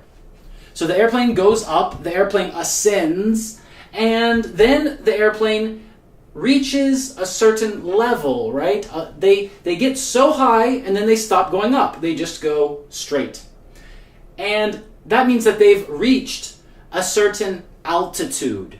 Altitude is like height, like how high up in the sky the airplane is. And to keep the same altitude, we use the word to maintain. To maintain an altitude. So usually on a flight, when you're on an airplane flying in the sky, you will hear someone say, we are maintaining an altitude of 2,000 feet, for example. So we maintain an altitude, and then we get near our destination. The destination is the place that we are going, right? So if we were leaving New York City, this is the point of departure, the place that we are leaving. And then we come to Los Angeles, and this is the point of arrival. And this is also our destination, or final destination, the last place that we are going. So, for example, if we are going to Hawaii, and first we stop in Los Angeles, then we fly from New York to Los Angeles, and Los Angeles is our layover a layover is when we stop at one place and wait some time before we fly somewhere else to another place, right? And then the last place we are going, let's say Honolulu, Hawaii, that is our final destination, the last place we're traveling. So we maintain an altitude until we get near this last point, right? This final destination, or this place where we will have our layover, and we start to go down towards the ground, towards the earth, right? And this is to descend, or we can talk about this and say the airplane's descent, right? The descent, moving down. Great, and so we move down, the airplane descends to the ground, and then there's a moment when it touches the ground, right? There's some time before we touch the ground that we get ready to touch the ground. This is landing, and we can call this process of going from the air to the ground, we can say to land the airplane, or the airplane landed. But if we want to talk about just the moment when we touch the ground, this is called touchdown, or the verb to touch down. So when you land at your point of destination or your final destination, when you land in a place, you might hear people take out their phones and say, "Hey, we've just landed in Los Angeles," or "Hey, I've just touched down in Los Angeles." Both of these things have a similar meaning. And then, of course, we taxi again and we exit the airplane, and then we go have fun on our vacation or whatever we're doing, whatever reason we're traveling there, right? Now, I know you were probably thinking something while I was explaining all of this. You were saying, "Chris, you're such a great artist. How did you draw such beautiful airplanes?" Right? I know you were thinking that. Well, yeah, I am an artist, and thank you so much for noticing my beautiful airplanes. Thank you for watching this lesson today, and I hope that this lesson helped you understand how to speak about flying on airplanes a little bit better. If you would like to speak with me, then you can join our speaking program called Everyday English by clicking the link under this video. And you will really improve your spoken English in our program. And that's why I even had these shirts made. I speak English. Also, if you haven't checked it out yet, you can check out our free seminar. The link is under this video. And in my free seminar, I tell you how you should study English for the next 30 days so that you can get the best results. So thanks again for watching this video. Don't forget to press like, press subscribe, and leave a comment down below. Don't forget to share this with someone who needs it. Maybe there's someone who you can help teach English to by sharing this video with them. And if you know a person like that, send this video to them with a big smile. Thank you so much for watching this video on my channel, and I really look forward to seeing you in the next video. Bye-bye. Hey everybody, welcome to another video with me, Chris Americos, and in this video, I'm going to tell you how you can find a speaking partner to practice English with. It doesn't matter where you're located in the world, and it doesn't matter what your level of English is right now. I'm going to tell you how you can find the right speaking partner so that you can get speaking practice and you can improve your English. Let's go. All right, first of all, let's talk about what a speaking partner really is, because a lot of people are confused about that. Sometimes people come to me and they say, "Chris, I need to practice my English and I need to practice it with you because you're a native speaker." That doesn't really make sense to me, because speaking practice is just about practicing speaking, and it doesn't matter who you're practicing with.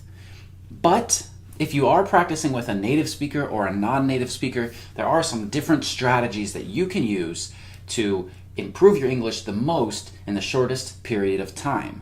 So first of all, let's talk about speaking practice with native speakers. If you are a non-native speaker, which means that English is not your first language, and you're practicing speaking with native speakers, maybe you're in a classroom, maybe you're practicing online, maybe you just travel and you meet people and that's how you practice, right? Any of those methods are fine, but what you need to remember is that when you're practicing with a native speaker, it might be a little more difficult for you. usually we can understand people who have a similar accent or come from a similar place to ourselves. So if you're from Thailand, then it might be easier for you to understand other people from Thailand. They all speak with a Thai accent. And then when you meet someone from the United Kingdom, from the UK, their accent is different and it's harder for you to understand them. That's completely natural and that happens all the time and you don't have to worry. Just you need to know some strategies for how to deal with the situation. So what usually happens is when I see non-native speakers and native speakers interacting and non-native speakers think of it like speaking practice, well, what happens is usually they don't listen to the native speaker 100%. They're thinking and they're trying to understand and they're trying to decide what some of these words mean. They're trying to understand this new type of pronunciation that they hear, and they can really get slowed down. And what we need to do when we're trying to understand a native speaker of another language is we need to slow ourselves down. We're thinking too fast, we're thinking about too many things. We need to slow down. We need to listen. One of the biggest problems with speaking that I've found in my students from all over the world, and we have 24/7 speaking practice with native speakers on my website, chrisamericos.com. So one thing that I've noticed is that a lot of non-native speakers, they don't listen to the whole sentence, or they don't listen to what the native speakers say and then think about why they said it. So we need to think about why. That's the second strategy, and why requires a little more listening. First of all, when you're speaking to the native speaker will do a couple different things. Usually a native speaker will use active listening. Active listening is when a person's talking to us and we say, yeah, okay, I hear you. Okay, go on, yeah. Oh, wow, great. Right? So they're not just listening. If you speak to someone and they just look at you with a flat expression, then it doesn't help you understand if they understand you, right? You might never know if the person really understood you. And that's a problem. So you want to listen and you want to understand why they're saying these things. They're not saying these things because they want to stop you from talking. Some native speakers, they use very active listening. They say these things all the time. And what happens is a lot of non-native speakers might feel that they were interrupted, that the native speaker wants to start talking. That's not what's happening. They're just showing you that they hear you. Now, another thing that a lot of native speakers do is a lot of native speakers will repeat what you said to you, right? And they don't do this just because they like repeating it. They're usually doing this because you made a mistake. It's not polite for native English speakers to correct other English speakers' speech. It's just not polite. It's not the right thing to do in our culture. So that's why usually when you meet a native speaker, especially one who's not a teacher, they don't want to correct you. They're not going to say, oh, that's wrong. You should say it this way, right? They're not going to do that to you. What they will do is they will repeat what you said back to you, and they will say it the correct way. Now, native speakers who do this, they're actually trying to help you, and that's great. So as a non-native speaker, what you should do is you should listen for that. That if they're repeating it back to you, but they changed something, what you want to do is not just continue talking. You want to repeat the correct way. This will make the native speaker feel that you listened to their correction, you understood why they repeated what you said, and it will help you learn and remember better because now it actually came out of your mouth. So this is a really, really good strategy, and I see a lot of people ignoring this and not using it when they're practicing with native speakers. And it's sad because it's so easy, right? So let me give you an example. Let's say that Juan comes to me and starts talking. He says, Chris, I like videos your. Well, that's wrong, right? We should say, I like your videos. So me, native speaker, talking to Juan, I hear him make this mistake, and I say to him, oh, you like my videos? Thank you. So I didn't repeat exactly the words he said. I didn't say, I like your videos, right? That's what a teacher might do. A teacher might show you and underline which word needs to be changed. They might tell you that it's a mistake. But native speakers who aren't teachers usually don't do that because it's rude. It's not polite in our culture. So instead, they will say it back to you from their point of view, right? So again, Juan says, I like videos your, and I say, oh, you like my videos. Thank you. And the conversation can continue. Or Juan can be can do it the useful way, and he can repeat it back again. He can say, yes, I like your videos. And then me, native speaker Chris, says, great, yes, that's right. Right? So you need to think about it like that native speakers can actively listen to you, and they show you that by saying small words to let you know that they're listening and they understand. Native speakers also will repeat things back to you, and that's their way of correcting your mistakes. Now, what if you're not practicing with a native speaker? Is it useful? My answer is absolutely. In fact, most people in this world are non-native speakers, so it's going to be hard for you to always find a native speaker to practice with. And in the end, why do you need to practice with a native speaker at all? Well, a lot of people believe that practicing with native speakers happens faster because they don't have to think so much about what they say. They think that it's more natural because, again, they don't have to think about it, they just say it. But really, you want to find a native speaker who's a teacher if you think that it's important to find a native speaker. But you can practice with non-native speakers too. And practicing with non-native speakers is actually a great strategy that a lot of people don't understand. Because non-native speakers use a more general type of English. They don't use so much slang. They don't use so many idioms and collocations. And all of those things are just different ways for me to say that native speakers have their special little language, and it depends which country they're from. So understand this. Me, native speaker from the United States, if I go to Australia or if I go to Ireland, I will not understand a lot of the slang and idioms that people use. Yeah, I speak English, I'm a native speaker, but I won't understand that because it's different in different countries. And that's why it's much better to practice with non-native speakers than to practice with native speakers in many cases.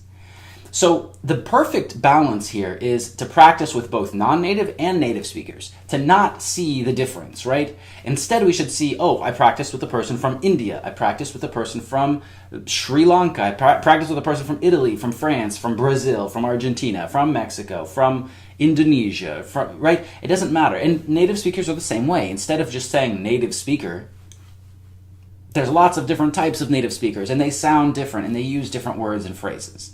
So if you're practicing with a person from New Zealand, they're going to sound different than a person from Canada. And you'll need to understand that when we're speaking English and understanding English in the world, we should try to understand all of these things. So we need to understand some basic, general English.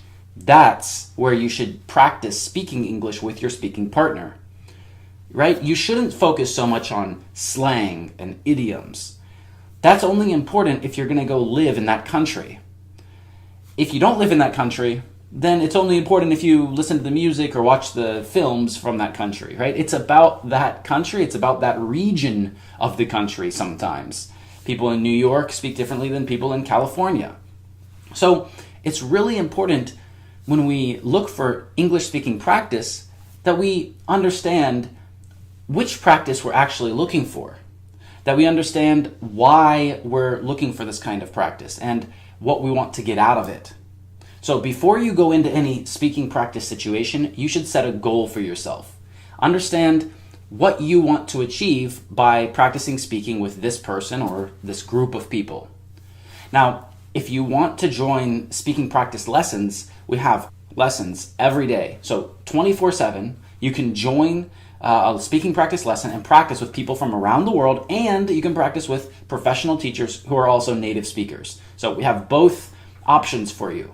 The link is under this video somewhere, or you can go over to my website, chrisamericos.com/EE, the letter E 2 times. And you can see our speaking program. You can join and you can start speaking immediately. Now, speaking practice and finding a speaking partner is one of the most difficult parts of learning English. I've heard it from so many students. They all tell me, Chris, I can go on the internet, I can watch videos on YouTube or Facebook, and I can learn grammar. I can do grammar exercises on different websites for free. I can learn vocabulary. I can learn all of these things, but there's no one for me to practice speaking with, and there's no one who will correct my mistakes. So that's why it's good to have speaking practice with a professional teacher. A professional teacher should be able to correct your mistakes, tell you why you're wrong, tell you about the rule that you broke, right? Because if we're wrong, it's not just because somebody's a native speaker and they said that we're wrong. It's not just because in America people don't speak like that. No, that's not how it works in languages. Languages have rules. So a good teacher should be able to tell you which rule you broke to make that mistake. And once you learn more and more of those rules, then you'll be able to remember when you're speaking that, oh, I made that mistake before and there was a rule about it, right? It helps us to make a note and then implement that, to add that into reality when we speak in the future with someone. Now, the last thing I want to tell you about finding a speaking partner is where you look for speaking partners, because there are different kinds of people who are looking for different things, right? There are apps on the phone that you can download and you can join and you can just find a random person in the world and connect with them and start speaking.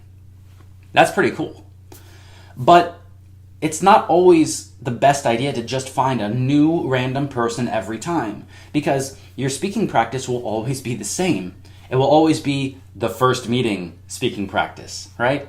What you need to do is you need to find someone or some group of people who are committed to speaking practice, and they will stay with you for days, weeks, months, right? That way you can develop a relationship with them. Doesn't have to be a real relationship. It's just a language practice relationship. So for example, in my program, English Every Day, where we have 24/7 speaking practice, we do exactly that.